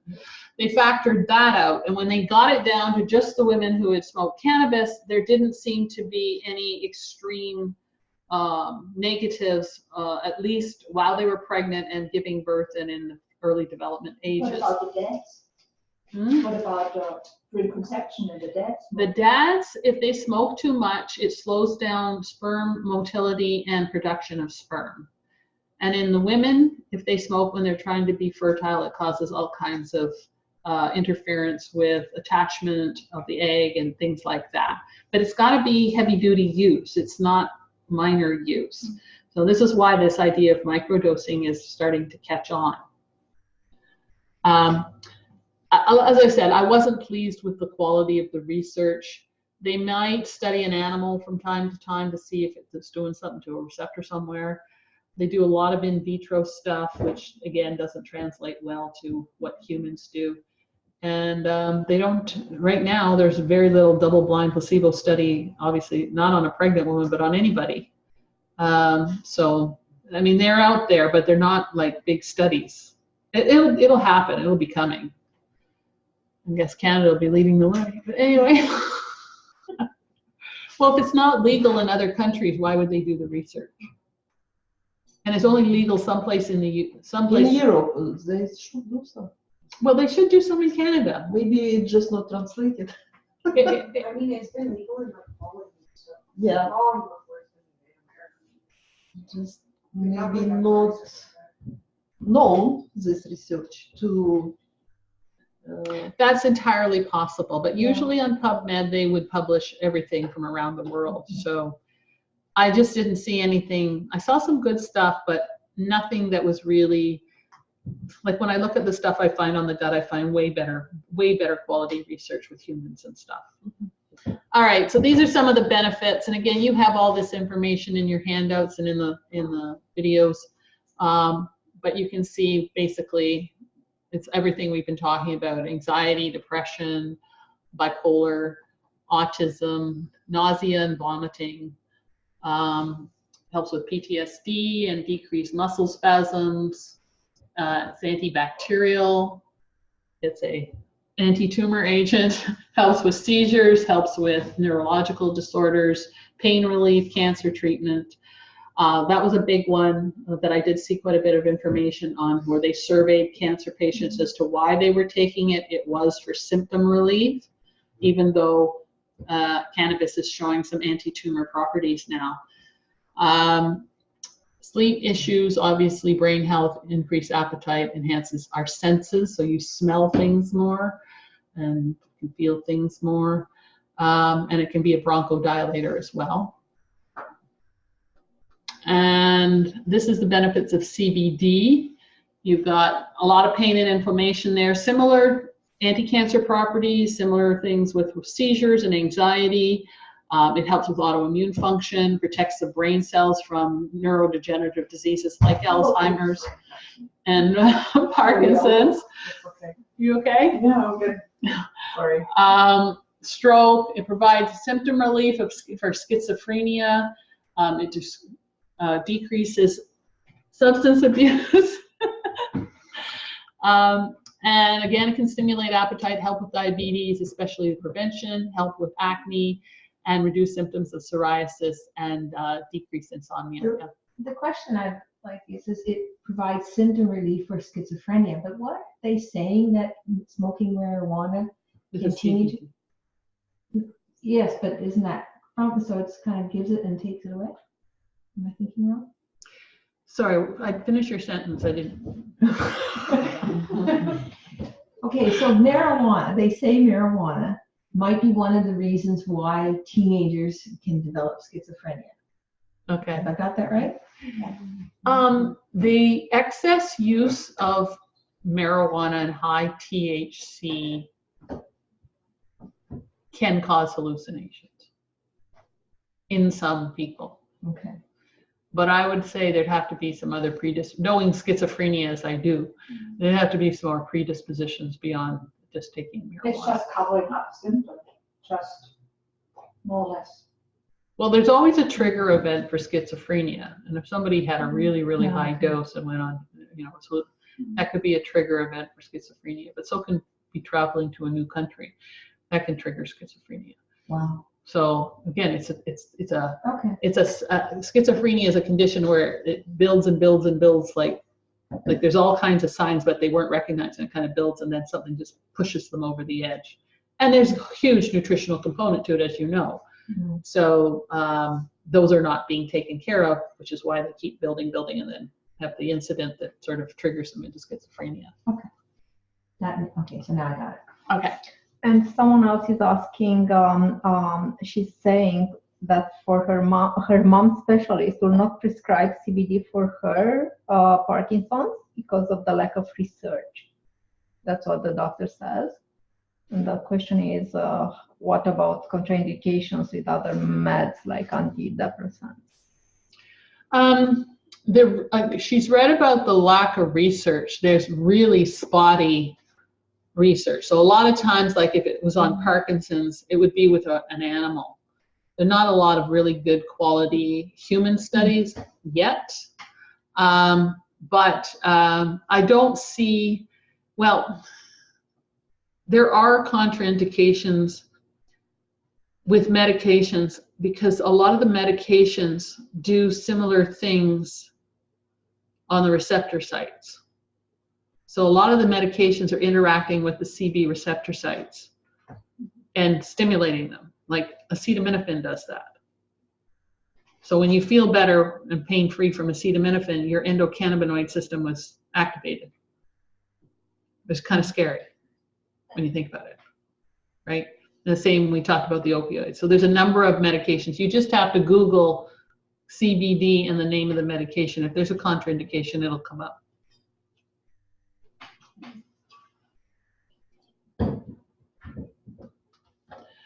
And there's more improvements or benefits for CBD. Again, bone health, infections, gut inflammation, depression, heart health. So both of them have lots of potential benefits. Some of these are based on people taking it and saying so more than it is from actual research, but there is some research, and most of what I put in there was based on that there was some research, not just some blog post somewhere and somebody talking about how their miracle cure for whatever. Okay, but then there's, if you go to the next slide. I have a question. Can you speak a bit more about bone health? Bone health? Yes, how does it? Okay, again, you would have receptors on the bone-making cells so that it will trigger the production of bone making. Very similar to the way you have estrogen receptor cells on, I always get the class and the blast mixed up. Progesterone's on one of them and estrogen's on the other. So what you have with bone making is something has to tell the body to make bone. So the endocannabinoid system is involved in telling the body to make bone. You still need the raw materials there, it's not making bone. Sure. But it's a signaling system for making bone. Okay, thank you. All right, and then this is what I was talking about before. So this is stuff where they found that THC and CBD together. So this is not that you buy CBD oil and that you buy THC oil. This is about getting a cannabis plant that has both CBD and THC in it. And we're going to talk about that because there's a site that you can go to and literally pick your percentages, and it'll tell you which. Oh, it's really very cool.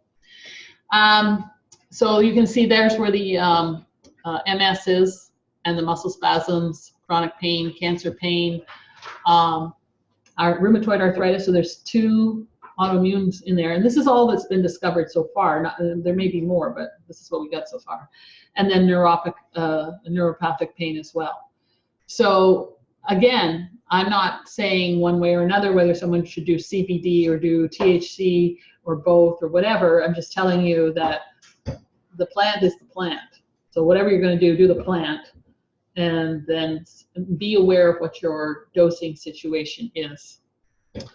Okay. And then the side effects, I'm sure you're familiar with them. I believe there are people who are saying they're using it medicinally, but they're really just addicts. And so when you have a client who says they're using it medicinally, you want to look at the amounts, you want to look at the side effects. The more they're using, the more side effects they have, the more likely they're not using it medicinally, they're using it recreationally, and they're addicted. So that's okay. That's another conversation that they should be having, hopefully comfortable with their practitioner, and discuss the whys, because then you have a whole other set of things you might encourage them to do that addresses the addiction and the reasons for the addiction. There's a lot of people who use it for PTSD. There's a lot of people who use it for depression, even though it can increase your depression. There's a lot of people using it for different anxieties, a big one. Why are you so anxious, right? So that's a question for you and your clients, and something you have to discuss with them. But they need to be honest with themselves. And if they can be honest, then that will help them weigh the pros and cons more, all right? And that's what they need to do in order to make decisions. And obviously the side effects increase with the amount you take, and there's all kinds. There's dizziness, there's dry mouth, increased appetite. They may have an impaired ability to drive safely. They may be drowsy. And again, we're going to talk about different strains and which ones make you drowsy and which doesn't. Make it harder for them to learn and remember things, make decisions, perform tasks. So these are all considerations. You know, the really heavy-duty chronic pot users, especially if they're using the kind that make you drowsy, they don't have jobs. They don't hold down jobs. Yeah. They're not. Would they even come to us? Their parent might send them.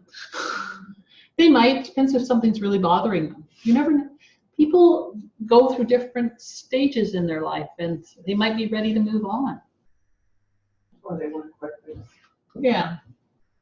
All right. And then the other thing is, and it can create a psychotic episode. That's a rare one. Long-term, if they're smoking, is the lung damage and an increased risk for anxiety and depression and lack of motivation. It will actually decrease dopamine levels over time.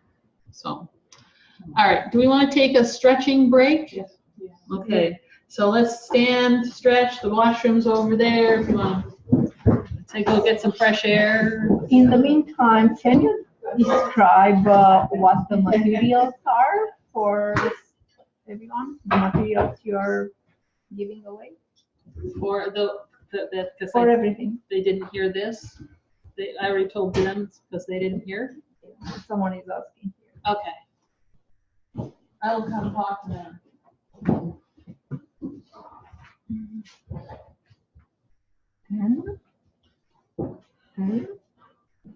So what are the recordings are you referring to? Okay, so Anne, they're not up on the website yet. They will be later today. I recorded a bunch of material for you that's basically what we're covering, but in more detail. And then you also have handouts for clients. That's maybe what you missed at the beginning. There's a lead magnet. I'll do a video on the instructions for these so that if you missed anything, you can see it. But essentially you have a document on side effects, one on benefits, one on the endocannabinoid system. You have a waiver, right? So this is what you would use if to have a conversation with a client. You would have them sign the waiver first and foremost. And what else is in there? There's a lead magnet. I think you saw that part. We were talking about it when we were fiddling with the PowerPoint.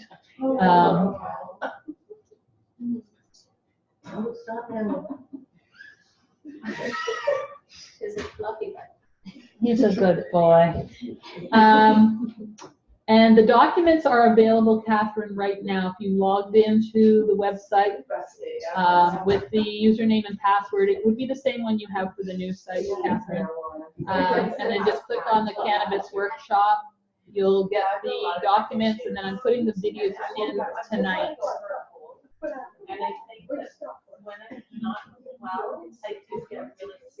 Okay, so we're taking a 5-minute break. Oh, wait, please see question regarding dopamine.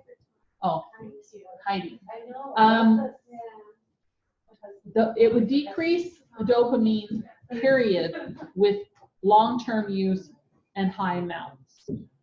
So not just with smoking, but that is where it has been seen because that's what most pot smokers are doing. So most of the information is about smoking, not eating, or even vaping, which is another option.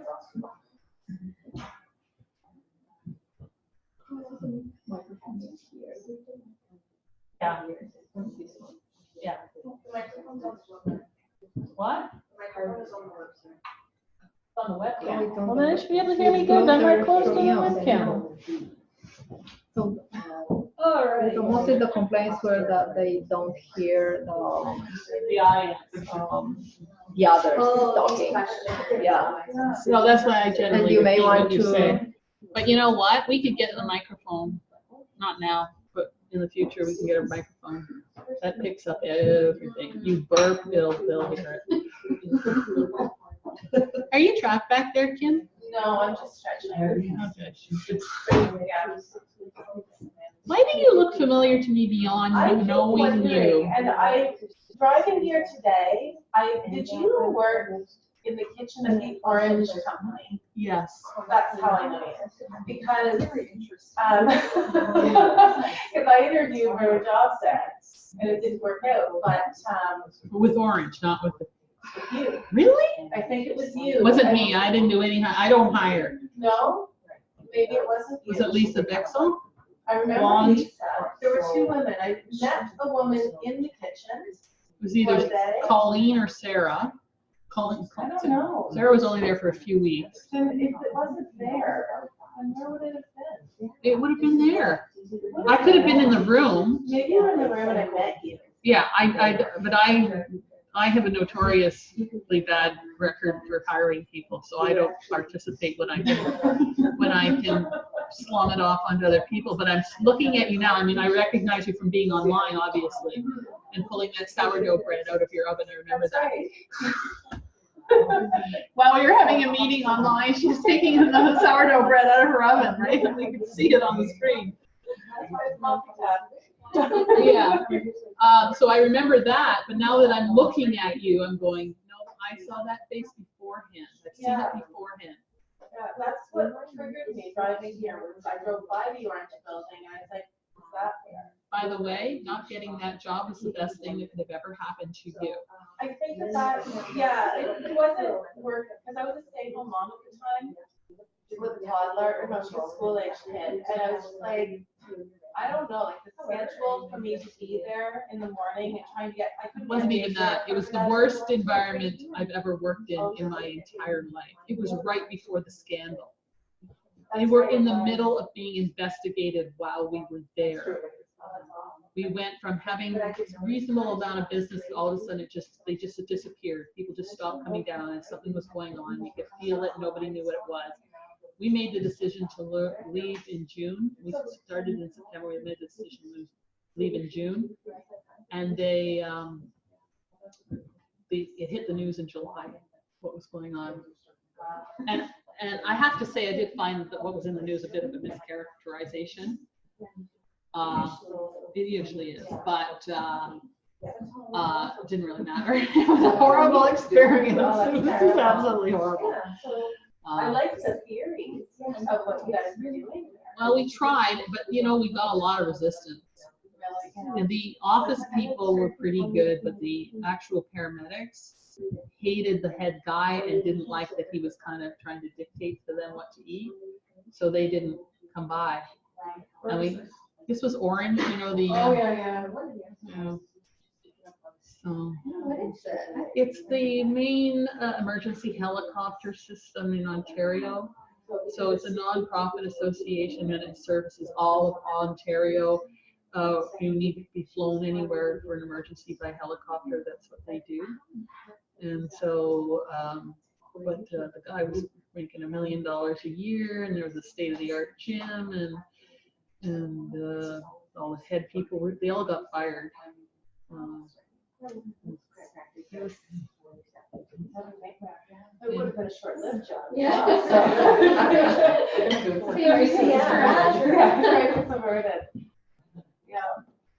I went to that. This is a funny thing. I was thinking about it because I went to that interview in a bad state of mind because I had left a doctor's appointment and come. I'd gone to the doctor because I found a lump that morning. Emergency doctor's appointment. I'm borderline hysterical going for a job interview, and I was like, that might be good. Neurotic and I love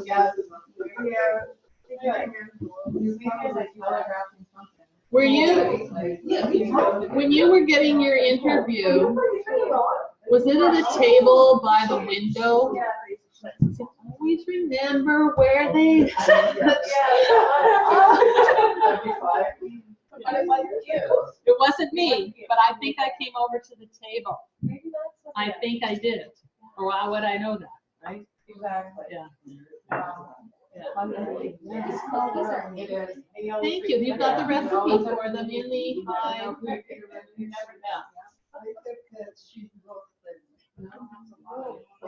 She's so beautiful. Okay, I'm gonna go to the washroom and then we'll get started again.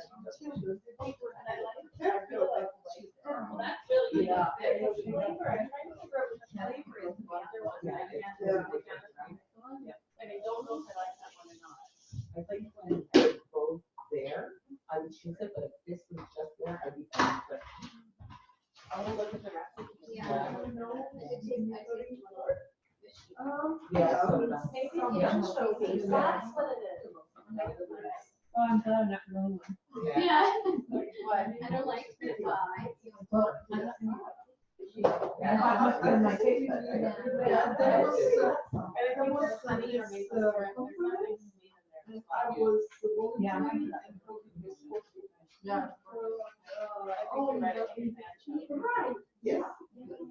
Yeah, but it's good for us.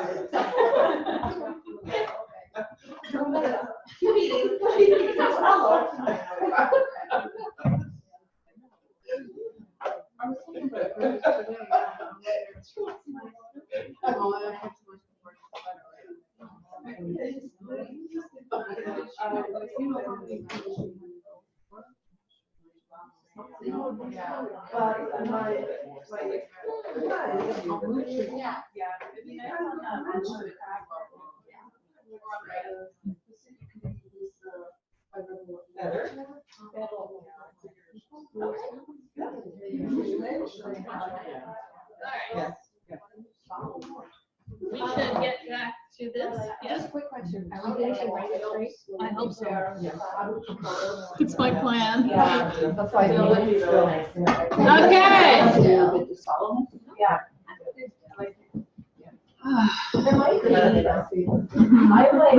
I like in your face film when I put it in. Yeah. Like I said, I'm so used to eating it. If it's just a little bit, I don't feel this good. I need to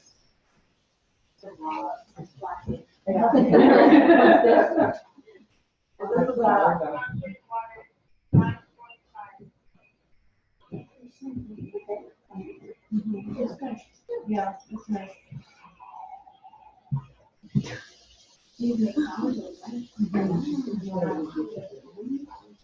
Well, Okay. I would have read instructions for creating a starter and a basic low fat on the website. So, yeah. Flourishnutrition.com.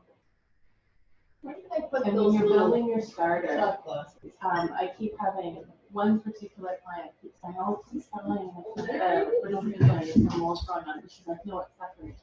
It will separate while you're growing the starter. You have to do that's a sign it wants to separate. And don't throw it away if it keeps separating. Just keep press on. And some will be ready. Oh no, it's not the only one. It just depends on the environment of the house. No, it's all right, I got it.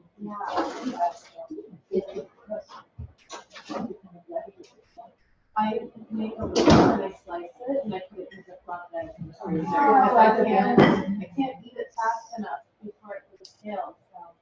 Want some ice cream? Yes. All right, so you have these recipes. They're in that 5. It's one of the 9 in the 5 fabulous, okay? So one of them is, this one is made with cream, milk, tart cherry juice, tart cherries, hemp seeds. And then this one, in retrospect, I would have made it all with cream. I always make mine all with cream, but for some reason, for you guys, I made it half cream, half milk. I don't know why. I just got this thing I should do that, and I shouldn't have done that. And this one is made with hemp coconut milk. If you're wondering what hemp coconut milk is, it's where you mix hemp and coconut together and then make milk from it. And I put the recipe in there, so you can make this. And again, it's tart cherry. So tart cherry is one of the foods that's really good for the endocannabinoid symptom. So maybe why your cherry juice helped you sleep. We were giving credit to the melatonin. Maybe it had nothing to do with it. It's the endocannabinoid system. Because I've read that for children. Yeah. Okay. So she's gonna have fun serving this. And we'll keep going. All right. So I know you know about smoking. That's the most harmful. Vaping is now becoming popular. So vaping, the difference is there's not a combustion, there's no smoke, but it is heated, which is essential to the activation of the properties. And then there's edibles. Edibles take longer to feel the effect, but it has a much more sustained effect, so it'll last for hours, whereas 30 minutes for vaping and smoking is not very long. And then the other thing is, somebody mentioned this, there's topicals, and I think they actually hold some promise potential. I actually ordered one from a company, and as I said, I made one myself, and I'm giving you a little sample of this before you leave, of my little, it's very simple to make. Anyway, okay. And then we have the type of strain. So this is what you really need to know. So every strain of cannabis is either going to be indica or sativa, or a combination. So, yes, we know that.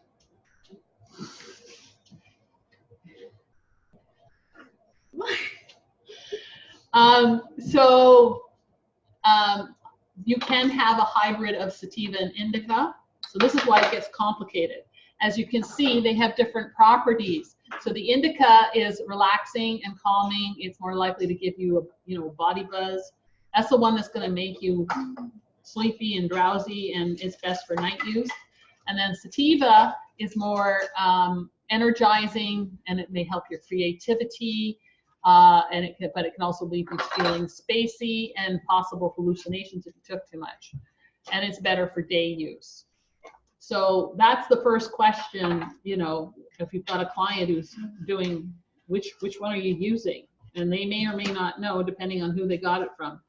When you see the website screenshots I've got for you, you can see it's really easy to find the right thing with the right amount. Okay. So the first thing you need to know about edibles is something called decarboxylation. So when you heat cannabis and CBD, and you do this also for hemp as well, they have to lose a carboxyl group in order to be psychoactive or to be active in the case of CBD. So this is usually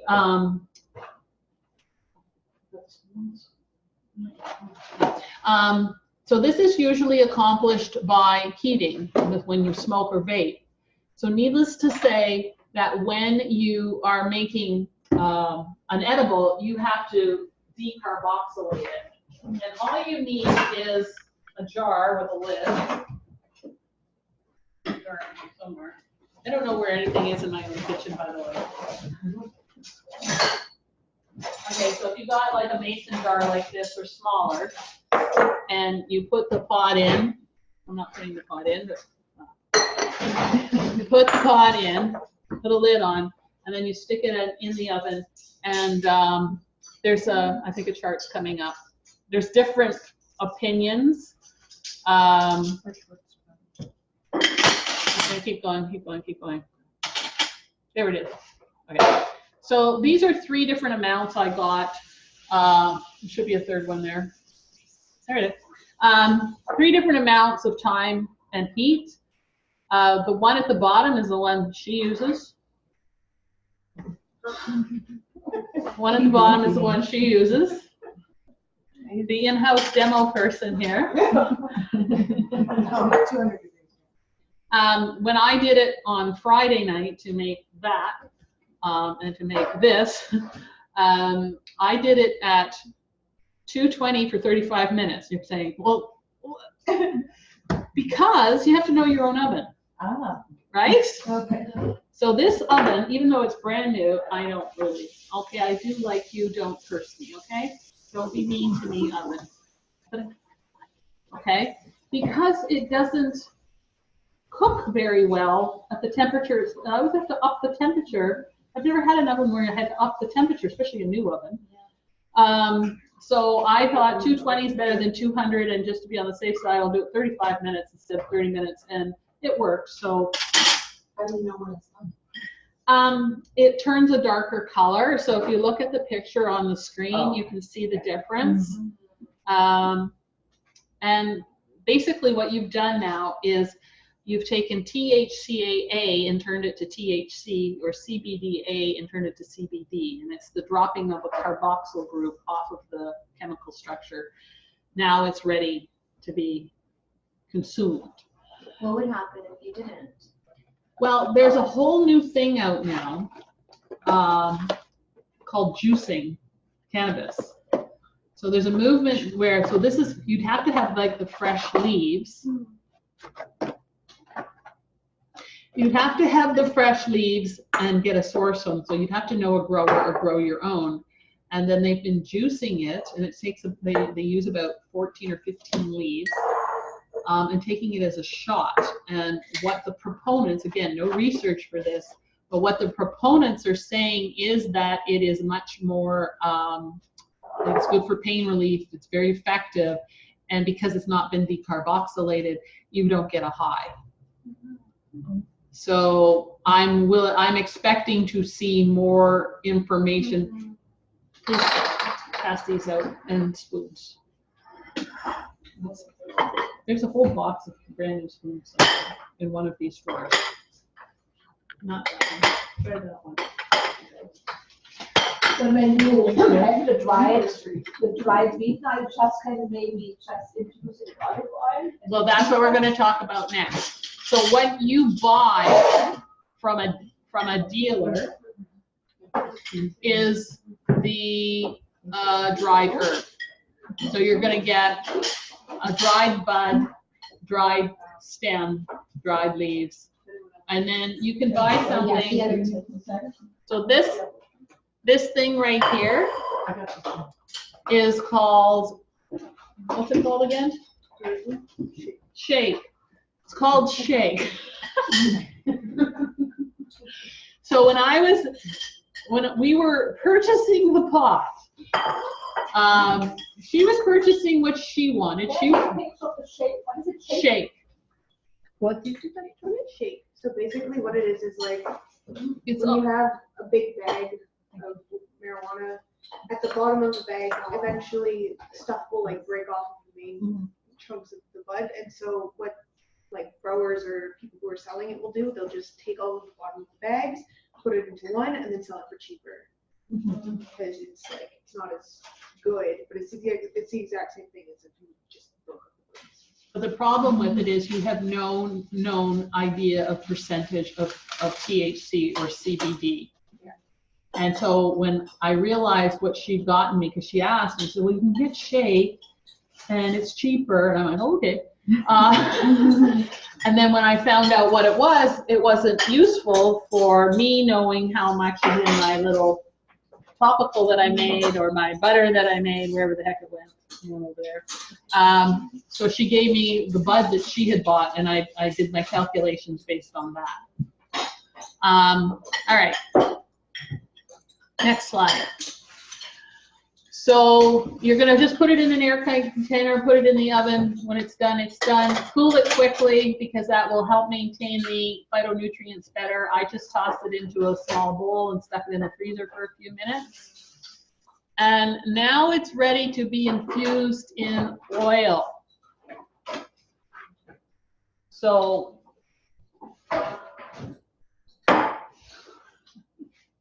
this is where you want to get to, because from there you can now put it into any recipe that you like. Okay, next. Or you could also use, if you wanted to make alcohol tinctures, I don't think you guys do, but if you did, you could use the decarboxylated herb into a tincture too. So you wouldn't use the whole herb in the recipe. You're using this. So this gets strained out. So after you've infused, we're going to talk about infusing in a minute, it gets all strained out. So you do the alcohol, do you use the fresh plant? No. No, use the dried, and again, you'll eventually strain it out. Okay, so I used coconut oil. I recommend coconut oil for infusing because it's the most shelf stable, right? And it's less prone to rancidity. Obviously, butter would taste better. If you're a butter fan, butter tastes better. Ghee would be nice and stable. You can also use olive oil. You can also use walnut oil, avocado oil. You can use just about any oil you want, but you have to think about how you're using it and where you're using it. And I just feel coconut oil has the most versatility to it. This is delicious. Yeah. Thank you. There's another one. Did you give them both? I'm waiting for the extra. Okay. I have a question here. Yes. For edibles, do you have to do the carboxylation first, or will it happen when it cooks? No, you have to do it first. You're not throwing dried herb into the recipes. You're using the oil. You're going to infuse it into the oil, and then you're going to use the oil. I mean, I'm sure you could eat the bud if you wanted to. Doesn't. The reason you decarboxylate. No, if it was decarboxylated. Oh, they if could you eat ate it? Yeah, if you ate the bud, I'm sure it would be fine. Yeah. After it's decarb. I just don't think you'd like the taste. Well, I mean, some people do. I know people that just like eat the buds without doing that. But this tastes good in your coffee? Well, it'll taste like. Well, it would be a very special coffee. I tried thinking about recipes. Yes, you can. All right.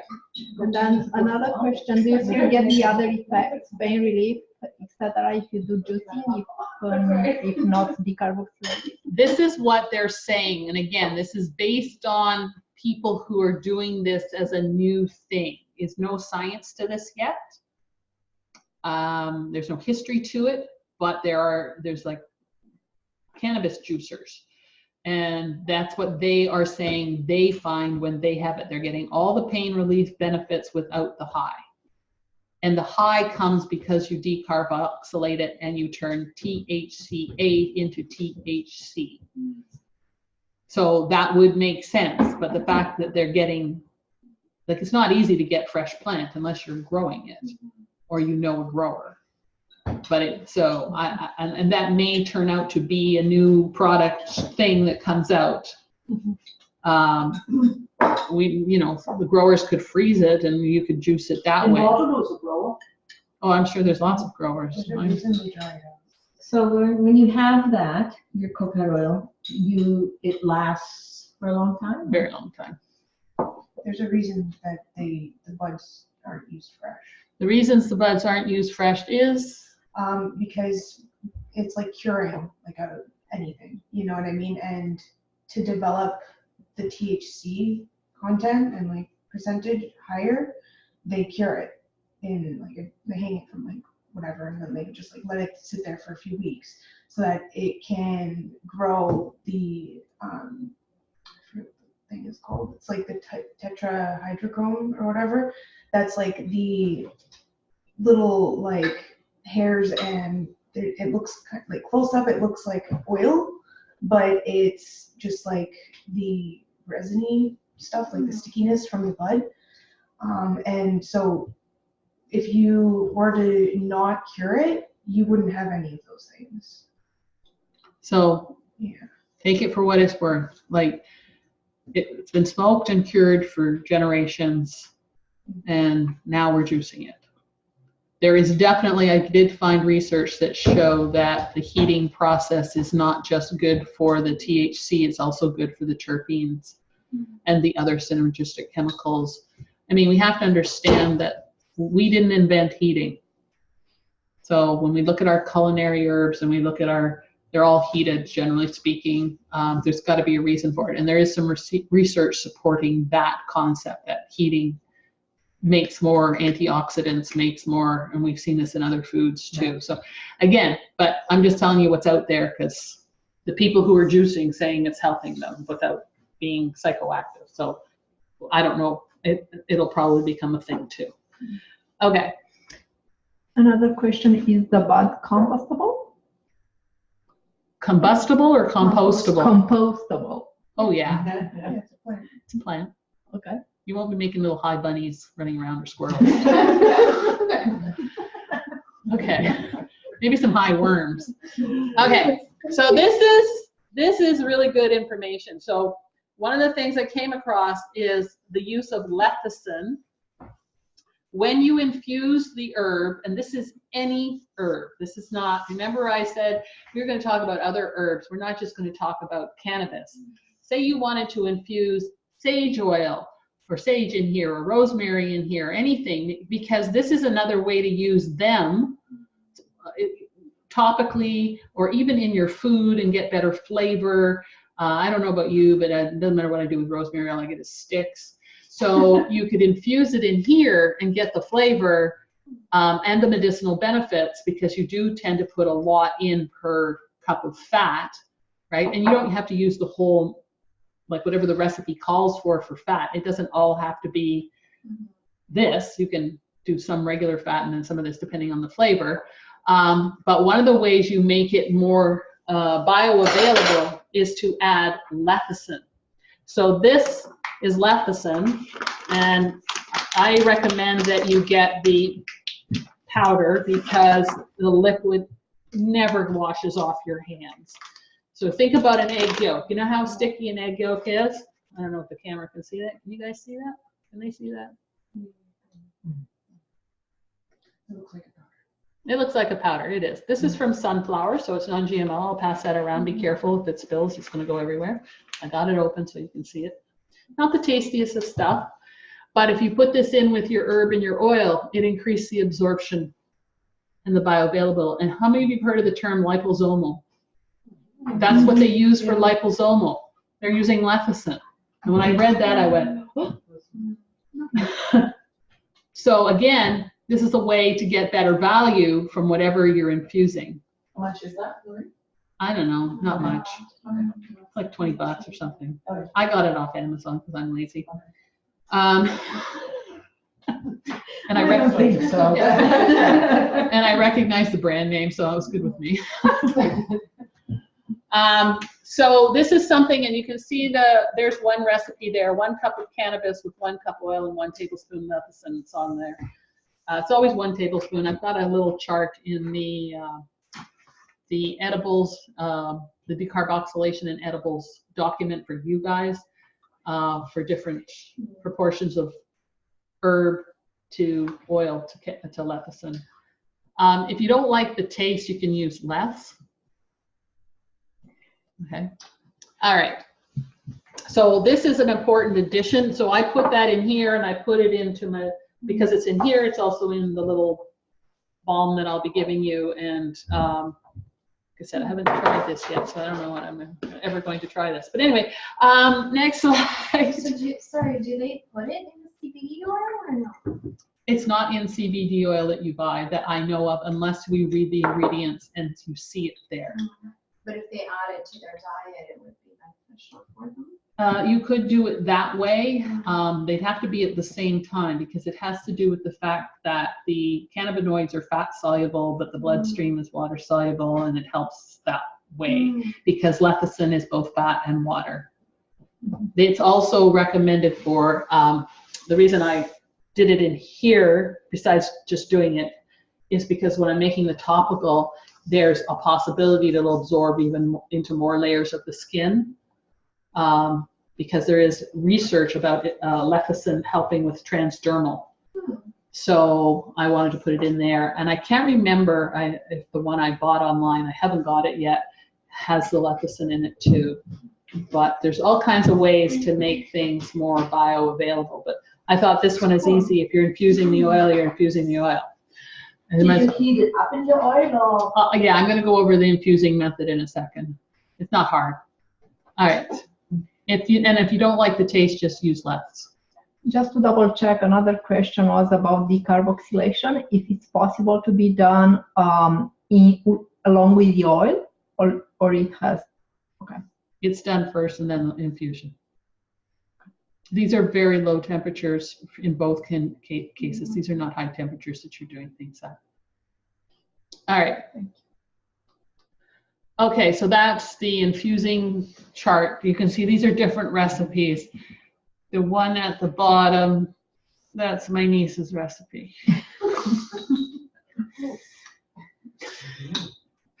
She doesn't mess around. We don't know how much is in a cup, but that exists, so I put it there. If you got a scale, you would know, and you based on the percentage of the strain that you bought. 7 to 14. It's basically the same recipe at 14. It's the same recipe as my niece's, but if you wanted to do a lower one, you could do 7 grams per cup. And you wouldn't increase the lecithin? Not the... No, this is just the way the recipes were written. Okay. Here's the ingredients for the salad report. What? I got you the ingredients for that one. Doesn't have any. Doesn't have any lecithin. The balm that I bought is coconut butter, shea butter, candle oil, wax, coconut oil, arnica oil, menthol, essential oils, and tetrahydrocannabinol, THC. Can I ask another question? When it comes to buying the marijuana, how do you know the potency of it? We're going to get to that. Thank you. We live in a very enlightened age. Technology is our friend. Okay, so what is really popular right now as a possibility for medicinal use is something called microdosing. So instead of taking a whack, you take little tiny amounts every 2 hours. And so that would be a puff of a joint if you were smoking. It would be 1.29% for vaping. And then for medicinal edibles, it would be 2 to 3 milligrams. And so, and I know you're going, you can't be like that. It's not hard at all, actually. How good are you in math? Are you good in math? It's just a math thing. That's all it is, just math. Okay, so obviously, if they are on it and they're going to consider microdosing, you need to send them to their MD to discuss it, because once again, you're now playing with things that are possibly outside our scope of practice, and therefore you want to make sure that everything is copacetic. I don't see why if the doctors read anything about it. If they know anything about cannabis, they know about microdosing. Okay, so flip the slide. Okay, so first we're going to talk about how you can infuse. You've got 3 methods. One is on the stove, very low heat. Just put it in a pot, put in the herb, lowest setting, 30 minutes, take it out, strain it through preferably a nut bag. Right, you can do it through cheesecloth, but nut bags obviously work better. You can use a crock pot. So you put the oil and the herb in the crock pot at the lowest setting, 4 to 6, 8 hours later, strain it out. You got infused oil. And then, if you want, you can buy a machine. A Yoko machine. This is an infusing machine. This one is from Magic Butter. And on top here, so basically, you put in the, I hope they can see that. You put in your oil and your herb, okay? You've got a 2-cup amount and a 5-cup amount. You have to have at least 2 cups of fat. You put in the herb accordingly. You put in your lecithin. You stick this on, and then you've got a temperature setting, and it's 160 for the infusion. And then you decide if it's 1 hour, 2 hour, 4 hours. There's a book with instructions. And then when you plug it in, these little lights go all the different colors. I can tell it. And then every so many minutes, it goes. The first time I did it, both me and the cats were like, something exploding. And then you hear like a grinding sound because you can see that this has a little agitator, so it keeps mixing it. And when it came out, after I strained it, it looked like this melted, only this was melted, so it was darker. So it was simple. Why did I buy this when I have no intention of smoking dope? I'm going to be infusing other herbs. This is why I bought it. It's $175 on Amazon. The Levo, that's the Levo 2, that's a picture. It does decarboxylation and infuses, but it's like $400. And then there's another Levo, the Levo 1, that it's $199 on Amazon, and it's like this. But I got this because I thought she's really excited about it too. Anyway, but it worked very nicely, and that's a simple way. But like the crock pot method works, the stove method works. There's no reason for them to invest in something that they don't need if they don't need it. But that's how you infuse. And then once it's infused, you strain it. I just literally put this in there, poured this in there, squeezed it out, let it cool, put it in the fridge. And I'm not saying it needs to be in the fridge. I just put it in the fridge. I have no idea when I'm going to use this, if I'm ever going to use this. If she's going to. Yeah. No, you can also freeze it too. So in the instructions, in the document that's for you guys, it says if it's going to be longer use, just freeze it. Especially if you use butter. So maybe you just put in your coffee. I was going to say, you can do it just about anything you want. And you would put it on your feet or something. Yeah, no, I got that one for my feet. I got another jar of that upstairs. I got a bigger jar. That's different than this? It's got the wax in it to make it more of a balm. So again, if you want to make a balm, and you've got the recipe in the edibles, the decarboxylation in edibles, you can buy wax. What is this? Just little wax little beads, and they melt. You just warm the oil a bit, in they go. Give it a nice stir. I threw the one you have. It said to mix it with a mixer, which doesn't make any sense to me. So I first threw it into my Ninja because that really will emulsify everything together. Didn't make it frothy or anything like that. I did have a little accident with it. Me and wax. Whenever I play with wax, I get wax everywhere. But then I put it into like the Ninjas in one of those tall. I took that off. I put in my little hand blender with the whip and tried to whip it to see if it got frothy, and that's when I had the little accident. Went all over the place. Well, because the glass started spinning, I should have held on to it. So does your kitchen smell when you're doing that? This is what I wonder. Not as much as I thought it would. I was originally going to decarboxylate in this workshop, and when she brought it in, I could smell. I had the shake that she'd given me. I had it in the cupboard here. I could smell it every time I came into the kitchen. I'm going, oh, what's that going to do if I turn on the oven? So I decided against it for that reason. But actually, it loses smell as it gets older, and when it's decarboxylating, it's sealed in the oven, so no smell there. And other than when I lift this off, or I go, like I can smell it in here, but it's not high. So yeah, that's what I have found so far. So let's say you're making brownies or cookies or whatever, you would use like maybe a teaspoon of that or something? So that's where the dosing comes in. We're going to do that in a minute. Depending on how much of a dose, you could use half a cup. Let's say all brownies are half a cup, by the way, just for the record, for an 8-inch pan. So you could use half a cup of this, or you could use a quarter cup.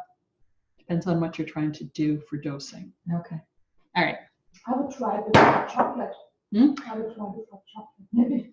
Well, I've got a recipe in the document for you that's for chocolate, where you just melt chocolate, add some of this, put it into little molds. That's a great way to microdose, because you can create little individual, you can get little chocolate molds that are like this big. Do we buy chocolate with marijuana in it too? You can do that too. And it's, yeah, you just have to take a tiny little bit though. Yeah, yeah. Okay. I was going to advance the slide, but sorry, Marella. Okay. All right. So this is our math lesson. Oh boy. Okay. So let's say we're looking at the recipe that said 7 to 14 grams in 1 cup of oil. Okay. I think you missed one. I think you missed a slide, or maybe I took it out. Never mind. It's in the bigger document. Don't worry about it. Just leave that one up. Okay. So you've got 2 cups. That's a pound, 454 grams. When you get a strain of THC, let's say the THC strain has the cannabis strain has 10% THC, right? At 450 grams or 1 pound, 10% is 14 grams, which means you're going to have 1,400 milligrams per pound. If it's 20%, you're going to have 28 milligrams per pound, okay? So you always kind of figure it out.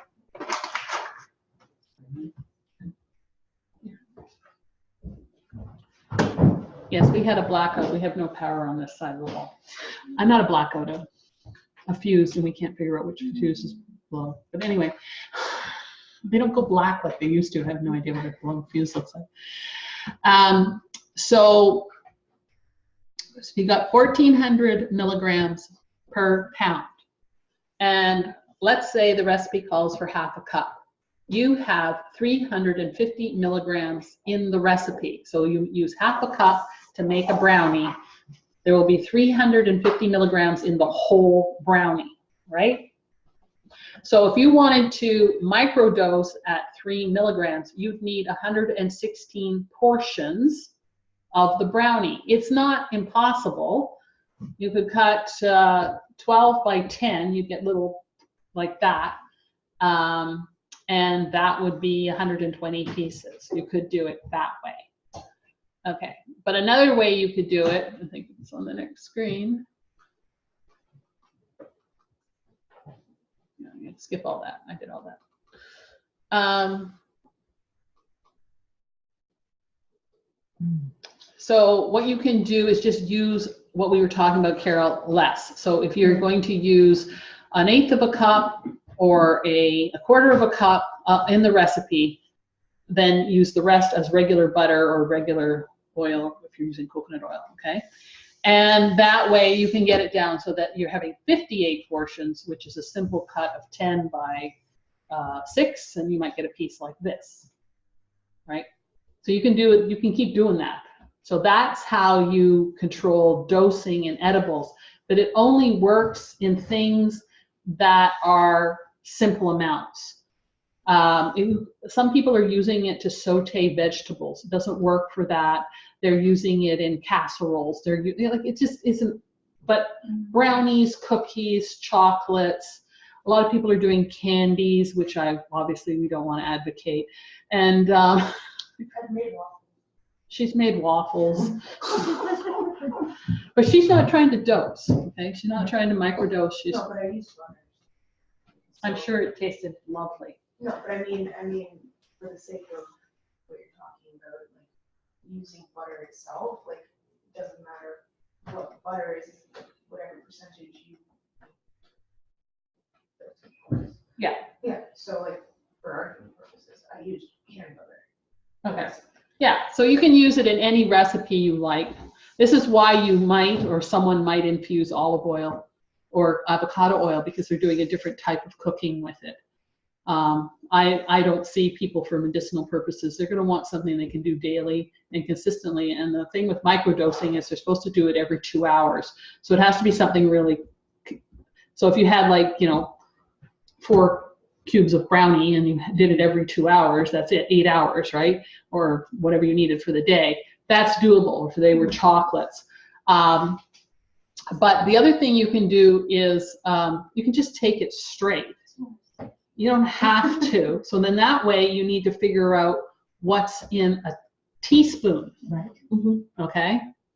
Which I think is on the next slide. And it's also in the document, by the way.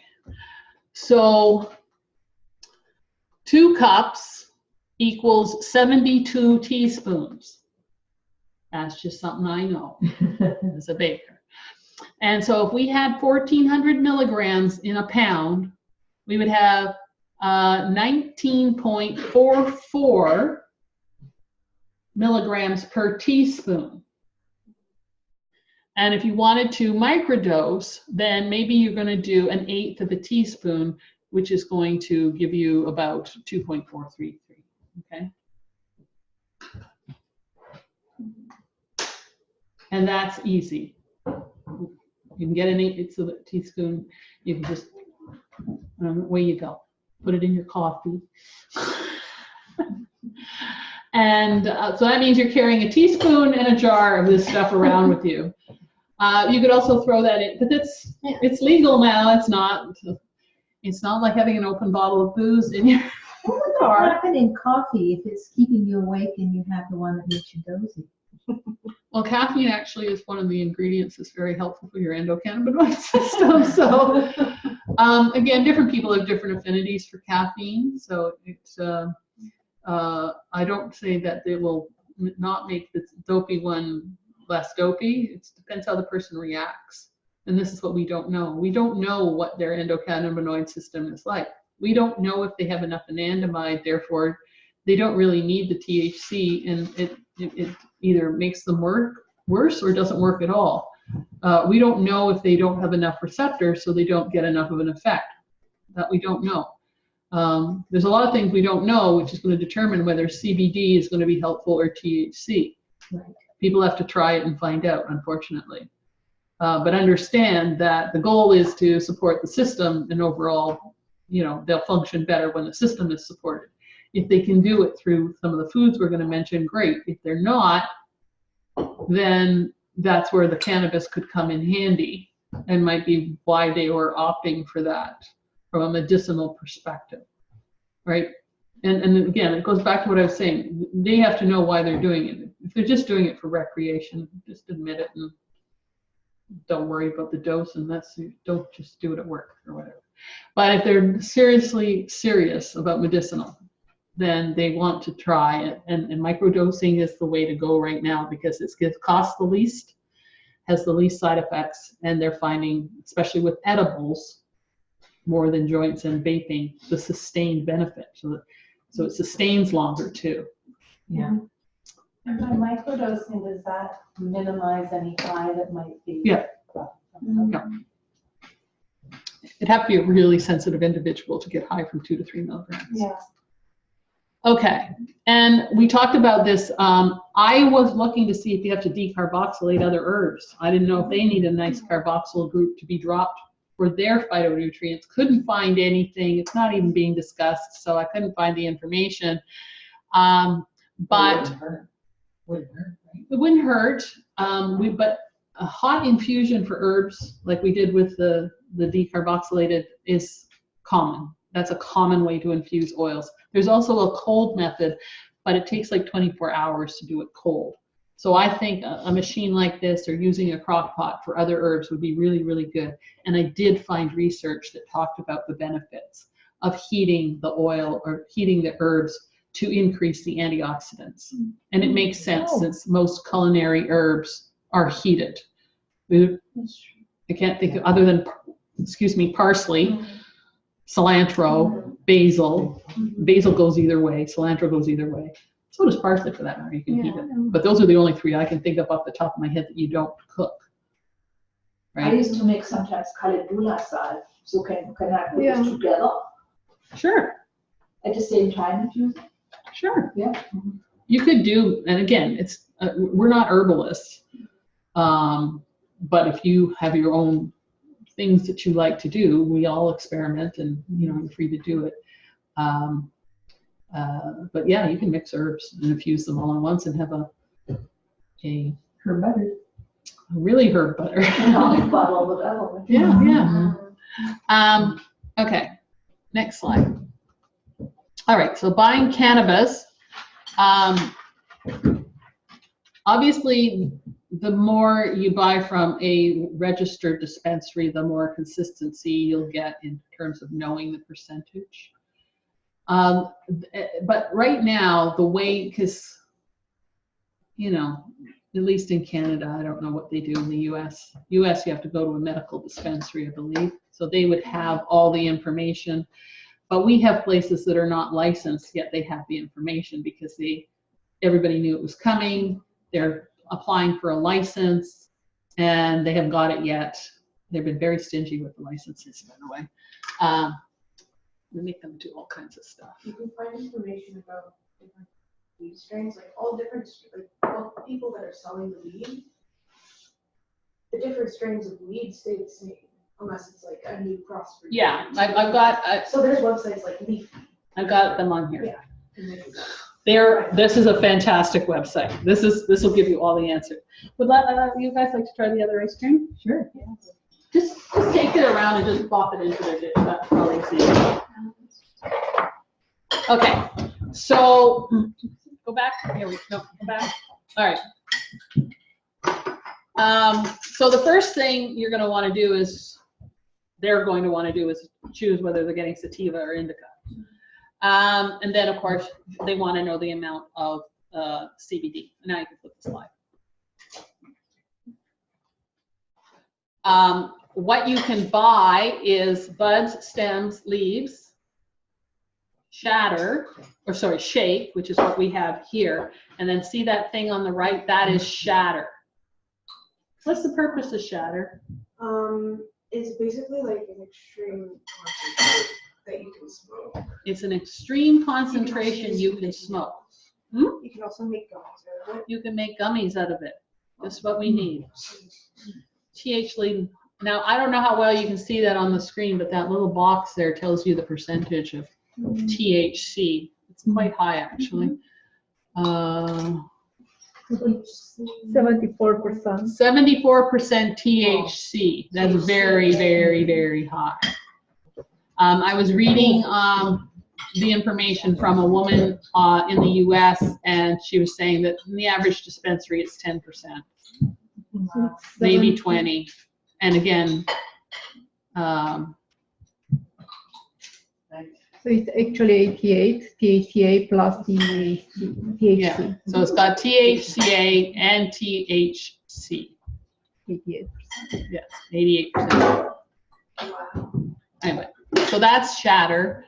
And then, of course, with the hemp, you're getting the stems and the flowers and the leaves. Now, this stash club that I've got there, and when you see the PDF, you can just click the link. They have everything. They have candies. They have topical. They sell cannabis. Like you name it, they've got it. It's just one-stop shopping for pot. You have to apply for, you have to send in an ID. Yeah, Yeah, so they you have to have, verify that you're over the age of 19. yes, I've been. Doubt it. I've been asked how old I am more times in the last 2 weeks than I probably have in the last 10 years. I stopped typing in my real birthday. I just kept typing in anything that made me over 18. Okay. Next. Okay, so this is WikiLeaks. This is the one that Emily was just mentioning, and this is really, really, really good site. So Northern Lights is a hybrid, and you can see in the top right corner, it tells you it's A, indica, it's B for night use, C, it's 33% THC, and 0 CBD. So what this is, they bred this and they bred out the CBD, because in a regular normal plant it would be there in some amount. So we don't want that. She apparently did, because that's what she bought. But that's what I use. Because that's what she bought. Apparently that's what she wants. And then you can also see it shows the type of effects and the common usages for it. So this is a lovely site, and it gets better if you flip to the next slide. Sorry, Lorraine, what's this site called? Wikileaf.com. And again, if you go to the PDF, that link works. You can just click on it. Okay. I bought stocks. Okay, so this is really cool on the left-hand side. So these are just the names of different hybrids. So you can click on whether you want indica, sativa, or a hybrid combo. You can time of day usage, and then you can choose your CBD and your THC percentage, and they'll pull up whatever strains match that criteria. So this is something really useful if you've got a client who does not know what they're doing and has no idea what they have THC-wise, CBD-wise, whether it's indica, whether it's sativa, whatever. This site, and I'm telling you that the people who are experimenting right now for medicinal purposes, especially people our age as opposed to those who regularly party with stuff, they know nothing about this. So this is really handy to be able to send them there and educate them and say, well, you know, are you taking this at night? Are you taking it during the day? What are you trying to accomplish? You saw how much information they have about each strain when you get to the actual individual strain. And now you can also make sure that it has enough CBD. And you don't have to go through every single one of these strains to find it. You can just sort of indicate what you're looking for, and they can find the strains that match. And on the right are like products? Yeah, that's what they products. Yeah, that's the actual strain of pot. This is the world you're in. You can tell this industry is run by people who people who are not 50. Although they might be 50 now, they weren't originally when they developed the hybrid. Okay, so you get all those weird names. Okay, so that brings us to boosting it naturally. So what can we do? All right, so first of all, the good news is there are many foods, supplements, essential oils that help. So we got lots to choose from. There's also lifestyle, and this is why I really like this and why I think this is so suited for our scope of practice, because we're the only ones who even care about lifestyle when we're working with a client. First of all, endorphins don't make you feel good. Endorphins stimulate the endocannabinoid system, and they make you feel good. Isn't that cool? Yeah. So exercise obviously is really good. It also, as I said, stimulates the endocannabinoid system, but it also increases the production of anandamide, which is that really important one that we make. Cold exposure. There's a group of people, I can't remember the name of this movement, but they take cold showers. Oh, yeah. You know what I'm talking about? It's that guy, Hoff. Yeah. I don't remember the full name. David Hoff or something like that. Well, I know. Swim in super cold, right? They go in and they- And they just get adjusted to. Yeah, and they do cold showers. A friend of mine is doing it. Giovanni Bartolomeo. He's on all kinds of weird things. But anyway, You can use your own cortisone production when you shower cold at 5 o'clock in the morning. yeah, but apparently you stimulate your endocannabinoid system, so it's win-win. I tried it for like 10 seconds and I was not happy. But there's other things you can do. You don't have to do something that abrupt. You can just, like in the winter, a really good thing to do is if you got to get something out of your car, just go and get it. Don't put a coat on. You can tolerate that, right? Or go to snow, naked outside. I got the Scandinavian spa. Yeah, sure. Okay, I was trying to think of solutions that most people would do. I like snow, but I don't like it that much. Okay, so, and then just thinking about the overall temperature of your house, like lowering it to 68 degrees most of the time, and then 64 at night when obviously when, I wouldn't do it when the air conditioning is needed because that's expensive, but definitely in the fall and the winter. So it doesn't always have to be cold. The colder it is, the bigger the stimulation, but it doesn't mean some cold isn't helpful, right? So I guess that's the same thing when you go to sleep. It's supposed to be cold in the bedroom as well. So that's probably the reason. See, it all fits. And these are things that we can come up with for good reasons for other purposes. It's not just about the endocannabinoid system, which is why this is why it excites me. I love this one too, increased social interaction. And the day I read it, I had a 2-hour conversation on business with a member of the Healthy Gut community, and then we talked for another 2 hours, and I counted that as my social interaction because we weren't talking about business. we were talking about relationships and all kinds of things. So, yeah, apparently it increases oxytocin, and oxytocin is beneficial for the endocannabinoid system. So bonding, again, when you're looking at people's health issues, what are their relationships like? Do they feel that sense of bonding with their family or their friends? Do they go out? Are they shut-ins? These are important questions to ask and get answers to, because it could be affecting how their body is working physically, and nobody would even, when was the last time you've heard, okay, you need to bond? Start bonding or you're not going to get healthy. Like it's not really a consideration. I know I've seen research that says that the bigger the community that you have, the better it is if you've had cancer, right? That you have more support, and this is why you need that sense of bonding with and it gets better. It gets better. Patting your cat or having your dog look at you with loving eyes increases your oxytocin levels too. So it doesn't have to be human. Not your cat or dog. And yeah, pet your dog. Okay, you have to look at your dog and pet your cat. Oh my God, that would be impossible to coordinate.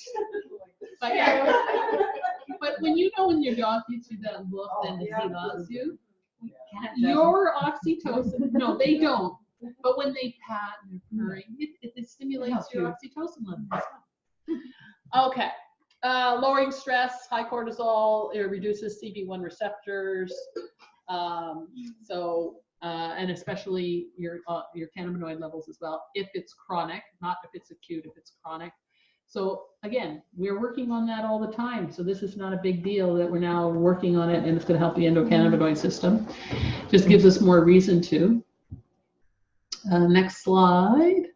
These are the medicinal herbs that I've found so far. Now, some of them you will not recognize because they don't exist in North. What is that sound? What are those cats doing? Well, they've been into the oil. They're bonding, increasing their oxytocin levels. Well, they wrestle sometimes. They can make a right racket like nobody's business. But as you can see, there's some that are very familiar: Kava Kava, lavender, echinacea, some of them, like the helichrysum, are available as an essential oil. There's your cobeba, Szechuan pepper, which is a type of pepper. So again, you can do this supplement form. You can do this essential oils.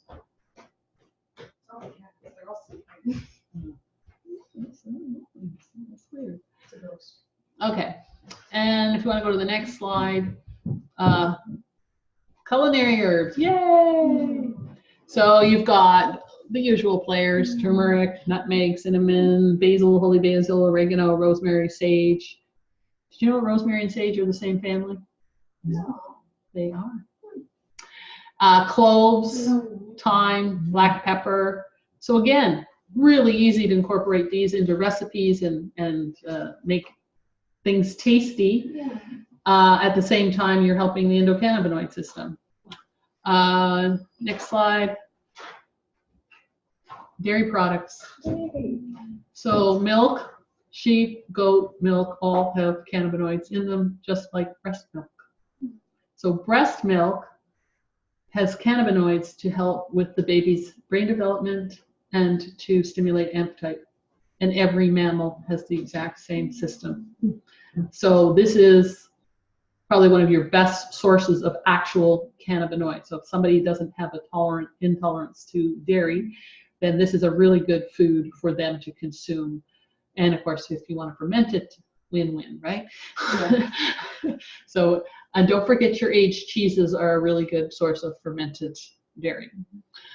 Some of my favorites. And then of course, hemp seeds actually does have CBD at the 3.5%. So I would put those as the top two foods if you really want to kind of have cannabinoids going into their system for sure.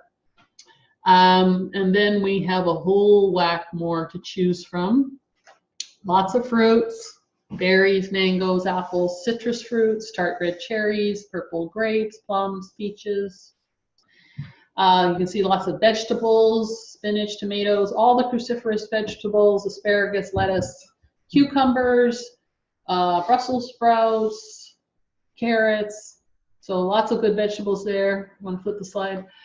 Legumes, chickpeas were mentioned quite frequently, and then green beans, soy, peanuts, and then other legumes. And then we've got our specialty ones like chocolate and cacao. Yay! Coffee. Sorry, it's on the list. Unpasteurized beer, the hops, really good for the endocannabinoid system. And of course, we want unpasteurized because if we're going to drink it, we want that beneficial bacteria. Same with red wine, the resveratrol. It's good for the endocannabinoid system, which, by the way, you can also get from from red grapes. Red onions, black truffles, olives, olive oil, and white, green, and black tea. So you've got lots of stuff there that people can be drinking, consuming, eating. And in the document that you'll have the video for the foods, I go into more specific details on each of those items, what they're benefiting. I know you don't want to sit here and listen to that. Oh, this one does CB1 and this one does CB2. No, this one just helps this one do that one. You don't want that, do you? No. And then omega-3 and 6 foods, that was emphasized over and over again as being essential for a healthy endocannabinoid system. So that's why you have a dip with anchovies in it. Because I wouldn't make a dip with anchovies in it, but I thought, you know what? I had to come up with 5 plus 4 more recipes that are good for the endocannabinoid system, and I had a salmon and a recipe and what else can I do with a really big whack of omega-3? I know, anchovies, and I like it in all of tapenade. So I thought I'm going to make an anchovy dip. So that's why you get an anchovy dip. Vitamin E and D, which of course you're going to get from, if you're having the dairy products or you're eating eggs, you're going to get that naturally. Magnesium and zinc, again, is in a lot of these foods, like chocolate is a good source of both magnesium and zinc. And then, of course, as I mentioned before, all gut health foods. So if you want a banana, it's fabulous gut health food because it's not on the list of fruits, but you can have a banana. I like that. Okay, next slide. Is there a chocolate recipe in the documents? Yes. In terms of for adding cannabis to it? Someone said they found the chocolate cookies, but not the chocolate alone. It's in the decarboxylation and edibles because it has the cannabis in it. It's not in the document for clients. It's in the document for practitioners, which is below. So the first 5 documents are all for 6 documents are for clients, and then okay, so it's in there. All right, so funny story. Doing all this work on cannabinoids, learning all about all these different ingredients, herbs, whatever. I was in the health food store, and I walked into, you know those stands they like to stick in the aisles? I literally walked into one and tripped over it. And so in trying to straighten it up, I saw what it was, and it said endo, and it happened to be calm at the top of the book. Endo calm, and I went, oh my God, could this be? Right? Why would they put the word endo and calm together? Has to be. Has to be. So I picked up the label and discovered that this is a line of products for the endocannabinoid system. Wow. And they have, and I turned it around and I instantly saw the magnolia and the clove and the ginger, and I had just done that, and I went, oh, that's what it's for. So what they do is they have a proprietary blend of about 4 or 5 herbs specific for the endocannabinoid system, and then they add, so for endo calm, they add the ashwagandha and the whatever, and then they have an endo brain and an endo, a bunch of endos. And I took one of these. I felt a difference immediately. Wow. Now, it's hard to explain because you have to know what. So when I get really tired, I get this kind of weird sensation in my head. Could evolve into a headache. It's not a headache. And if I don't have tea or a nap, one or the other, it could morph into a headache. And I've also been having issues with the clarity of my brain. So I bought Endo Brain. I didn't buy Endo Calm because I wasn't having an issue with anxiety. I bought this Endo Brain, and I took one. You're supposed to take 2. I took one because I know better. Always go slow. I noticed a difference, and I've been taking it now for 2 weeks, and I'm like, you know what? I can function better. My brain is clear, and I'm dead tired, but my brain is clear, no fog. You know how foggy you get when you're tired? I get that all the time. And I'm up to the 2 a day now. I didn't notice any striking difference between 1 and 2. But yeah, I went, I can't believe that I literally walked into this stand. If that's not the universe pointing me in the right direction, I don't know what is. Do you think that that might help people if for a lack of sleep? There's one called Endo Sleep. Okay. Flip the slide. Sorry, Ralph. So this is the website that you can go to, and they have all this information. It's called Emerald Health. You flip the slide again. There you go. Those are the ones they have. Endo Brain, Endo Sleep, Endo Bliss, Endo Calm, and Endo Inflame.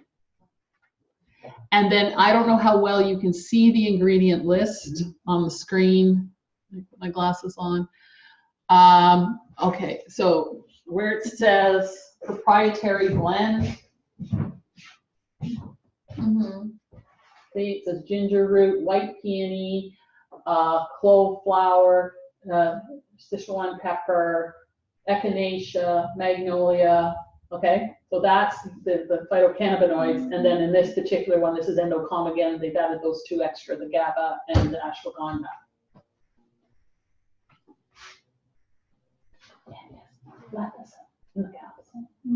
So we as practitioners could recommend that.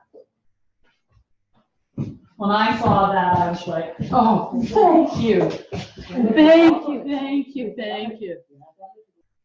And because, let's face it, our goal is to make them, I've always wanted to prepare this.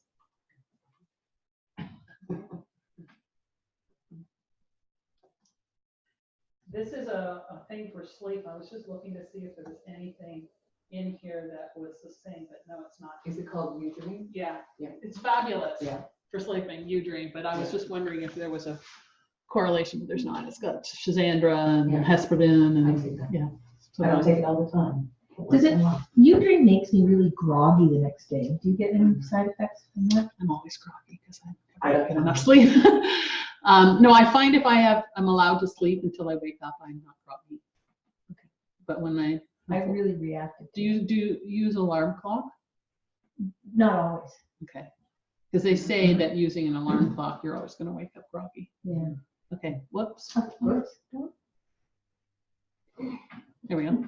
Okay. So that was my coup de grace. I put you through all of that to show you this supplement. Well, I mean, we have to be realistic, right? We need many options.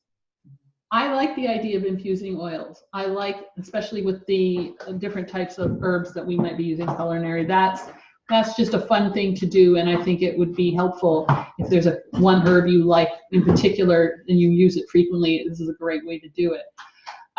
Obviously, if they're doing cannabis, infusing oils is fantastic for edibles. But you've got a client walking into you and you got to get them eating well first, and they don't cooperate. And you've got other things you might have to work on too, like their gut, if they've got dysbiosis, they need that antimicrobial, they need the probiotics, you don't know what's going on. This is an option, and it's brand new, brand spanking new. Like, I was talking to somebody who worked there and they didn't even know what it was. They didn't know the significance of what this stand was. I knew it instantly as soon as I saw that word endo and calm. If it said endo something else, I might have thought it was for hormones, but because it said endo calm, I knew cannabinoids, it has to be. And then I recognized the ingredients. So yeah, this is a nice solution in a temporary way. And you've got ones to choose from, so that they also have two omega-3 products as well, one vegan, one non-vegan. I don't know that we need that, but so does that help clarify everything? Do you have questions? We can recommend this product. This is within our scope of practice. This is our scope of practice. See, it's not all bleak. It doesn't have as much fun associated with it as cannabis. I don't know why, whenever you mention the word, people snicker, but... Well, when it's been so illegal and naughty, right? Yeah. So we're still a little bit childish about it, I think. Yeah, but... that naughty behavior. Yeah, and I think some people want to try it because it's legal now, and for whatever reasons they weren't trying it. That's fine. That's their choice, and you give them the best information you can give them. You now have documents that you can use to help educate them, pro, con, in between, and that sort of thing. But now you also have foods to recommend. You have lifestyle suggestions. You can also, and again, this is in one of the videos, the drugs. You can investigate if drugs are causing a problem with their endocannabinoid. Just Google it. Just the name of the drug, endocannabinoid or cannabinoid or CB receptor, one of those words. It'll spring up any information that they have about the drug. We have another question asking if carrying a 24-hour transdermal CBD patch would be within our scope of practice. Ooh, that's a toughie. Brenda mentioned she's gonna carry that soon. Does she sell in general? Does she have does she sell other products?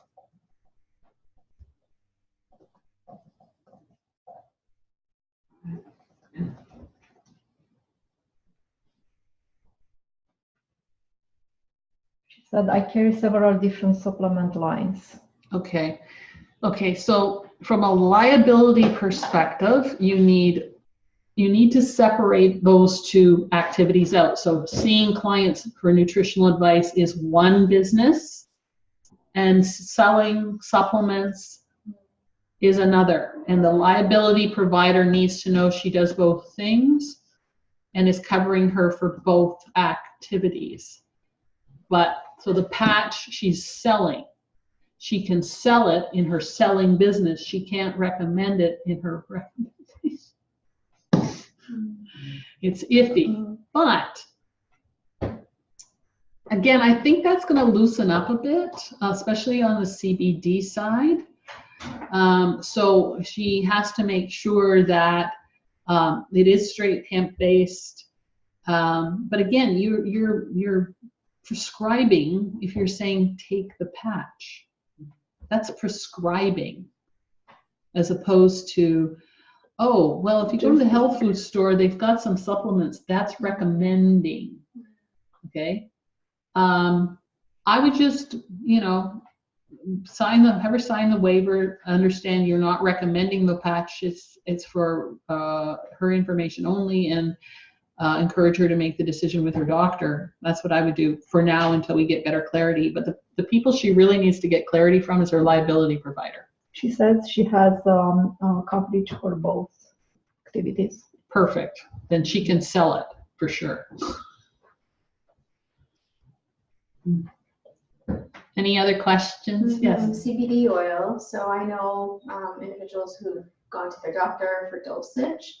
How does that work? Do we have any idea? When you go on a CBD oil site, it will tell you what percentage the CBD or how many milligrams are in the dosage for the CBD oil. And that's recommended like by a doctor, or yeah, I mean, again, because it's coming from hemp, I have a feeling that may in time fall within our scope of practice. It's right now gray because CBD is in THC. At some point, even though that's not where the CBD oil is coming from. So right now it's in a gray area, but it doesn't make any difference why you can recommend an essential oil or you can eat and recommend hemp seeds. Why can't you recommend CBD oil that is made from hemp? If it's not, I think the problem right now and why it's not got a total green light is because they don't know it well enough to know if there's a way that you would end up taking too much and having some sort of effect that is not good. So until they tighten that up, which they will do, that's why it's quasi not in our scope. But the fact that it's from hemp, at some point, just like you can tell them to eat hemp seeds, it should be in our scope. It is not. It's no different than taking oil of oregano. In terms of, I mean, it's not an essential oil; it's an infused oil, but it's the same principle, right? You could start infusing oils with oregano and having clients eat it, or teach them how to do that. That's within scope. So that's the issue because of the dosage, and they don't really. It hasn't been used enough by enough people to know enough bad things that can happen, or that no things bad can happen.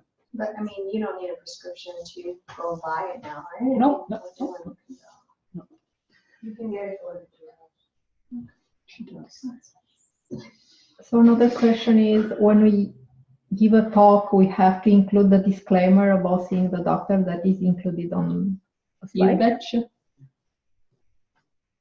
It's a simple thing to say, you know, I'm giving you information, I'm not making any recommendations here. If you want to actually use this, then please go see your doctor and have a discussion with them.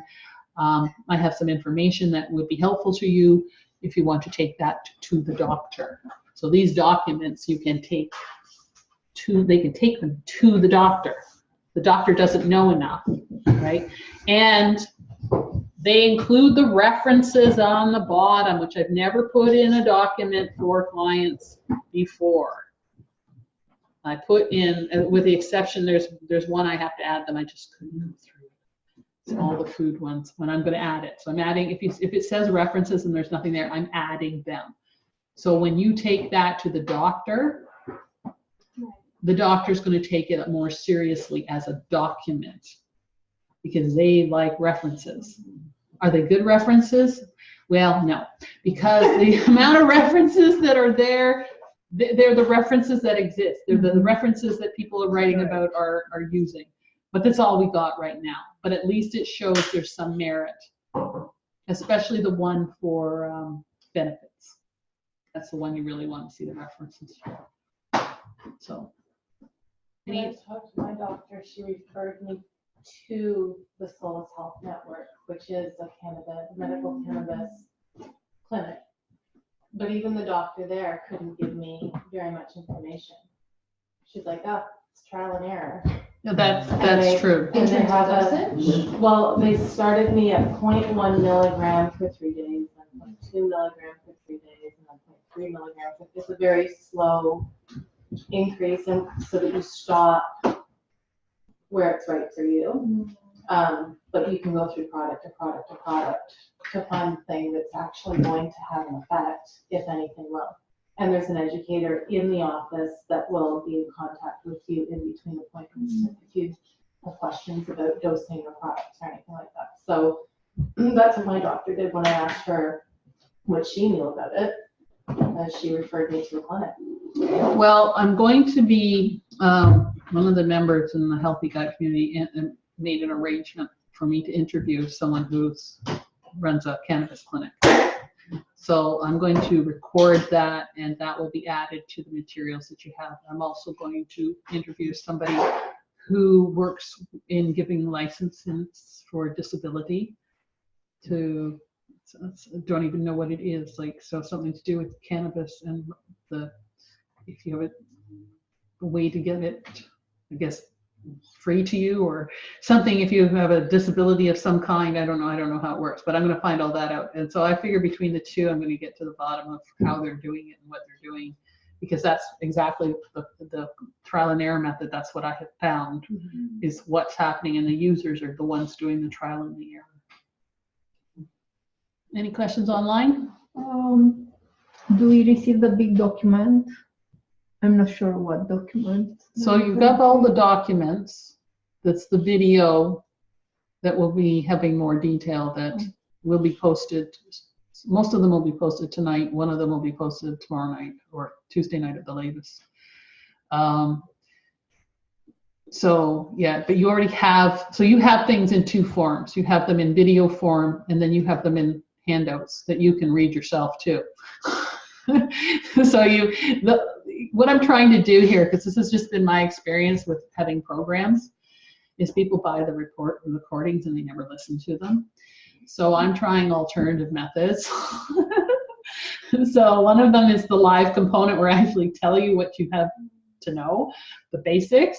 And then the other is having more documents that are quick reads so that, you know, you can go get the information and you don't have to go fiddling through a video to find it. But then if you want the fuller explanation, you can listen to the video and you can get all the finer details. Does that make sense?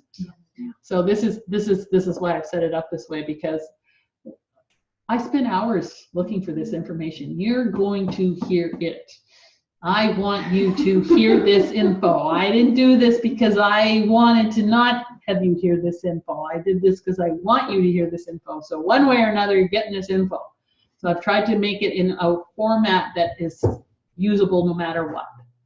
Like if you need a quick reminder of what the benefits are for CBD, you just go and look at the print document. Don't go scrolling through the PDF slides of the video. You don't have to. It's right there in the print document. And again, but they're written for clients, not for you. If you want more of the details, some of the study information, that's in the videos. That make sense? Is everybody good? Just to clarify, Lorraine, so somebody that's new, me, so CBD comes from hemp plants, THC comes from marijuana plants? Yes. And both are classified as cannabis? No. Okay. Sorry. Cannabis. 3.5 hours. Cannabis is cannabis. Okay. It may have CBD in it and THC. It'll always have THC. So it's a plant? It's a plant. Okay. They look very much alike hemp and marijuana. They really do. Okay. So marijuana has THC and CBD. Okay. And a bunch of other cannabinoids too. And hemp also has other cannabinoids, no THC, right. Mainly CBD. Okay. So CBD products are coming from hemp. What's going on in the US is all about CBD. We're going to get a ton of information because even though there's some states that have legalized marijuana, most states are not. And so what manufacturers are going for is CBD products. So there's going to be a whack of information coming out of the US about CBD positively, research-wise, product-wise, etc., because they're just getting hemp legal recently. We've had hemp legal since the early 90s, right? This is why it seems so strange to us. Hemp parts, they wouldn't eat that? They didn't have hemp legal. They had hemp, I think they could use in industrial products and things like that, making countertops and stuff like that. But yeah, no, hemp is, so anyway, so CBD is, you'll see a lot come out about CBD from the US because that's what can be sold in every state. From the hemp plant. It's from the hemp plant. Now, when you talked about the marijuana plant and talking about the THC, like the strain or the percentage, you also, the example you showed, it had 0 CBD oil, and that's not what we want. So you can still get CBD oil from the marijuana plant. Right. So if you're going to buy marijuana, stop talking stomach. I haven't had my breakfast. You're going to want to know the percentage of THC and CBD. So you go to that site, click on any one of those strains. Well, you don't even have to. You just do the sort. Say you wanted 20% CBD and 20% THC. Click those 2 little buttons, and you wanted it for daytime, so you pick sativa. They'll just show you what strains fall close to that. Yeah. Right? So they're not mixing in the hemp plant or anything. No, because what they've done, what growers have done over the years is, because they were doing it for high purposes, they've bred out the CBD. This is why that strain has 33% THC and no CBD. They did that on purpose. That's why it's a hybrid. Okay. But the actual cannabis plant should have CBD and THC unless they bred it out. And so there's various amounts, right? And they do say that a 50-50, and it's not going to be, like I said, not going to be 50, the plant's not going to be 50% THC and 50% CBD. It's going to be 20% of each, or so then 10. growing the marijuana was illegal also before. This is why the helicopters were flying all over the country then. Yes. The good old days.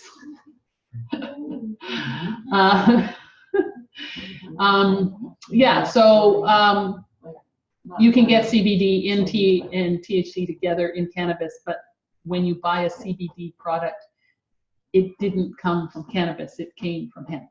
Yeah, I think that's where I got confused. Yeah.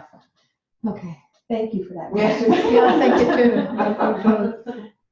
I mean, I wasn't confused, I was obviously thinking wrong. Yeah. Okay, are there any questions online? No, just a few comments. People is saying great info, thanks.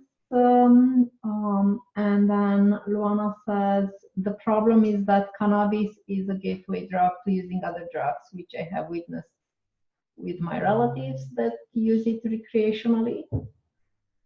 Well, I think there can be no doubt that recreational drug use is recreational drug use, as is recreational drinking of alcohol, right? It's like they're doing it for the high, not for the benefit. And that you're going to have some people like that, and they may want to say they're doing it medicinally, but they're not doing it medicinally. They may be doing it medicinally, but they also like the high too. So like it's complicated. Yeah. All right. Well, if you guys have no more questions, we're done. Thank you very, very much for attending. You were lovely. I hope the chairs weren't too uncomfortable. Those of you sitting on the black chairs, how uncomfortable are they? Oh my God, they're comfortable. They are good? I like these chairs, yeah. Yeah.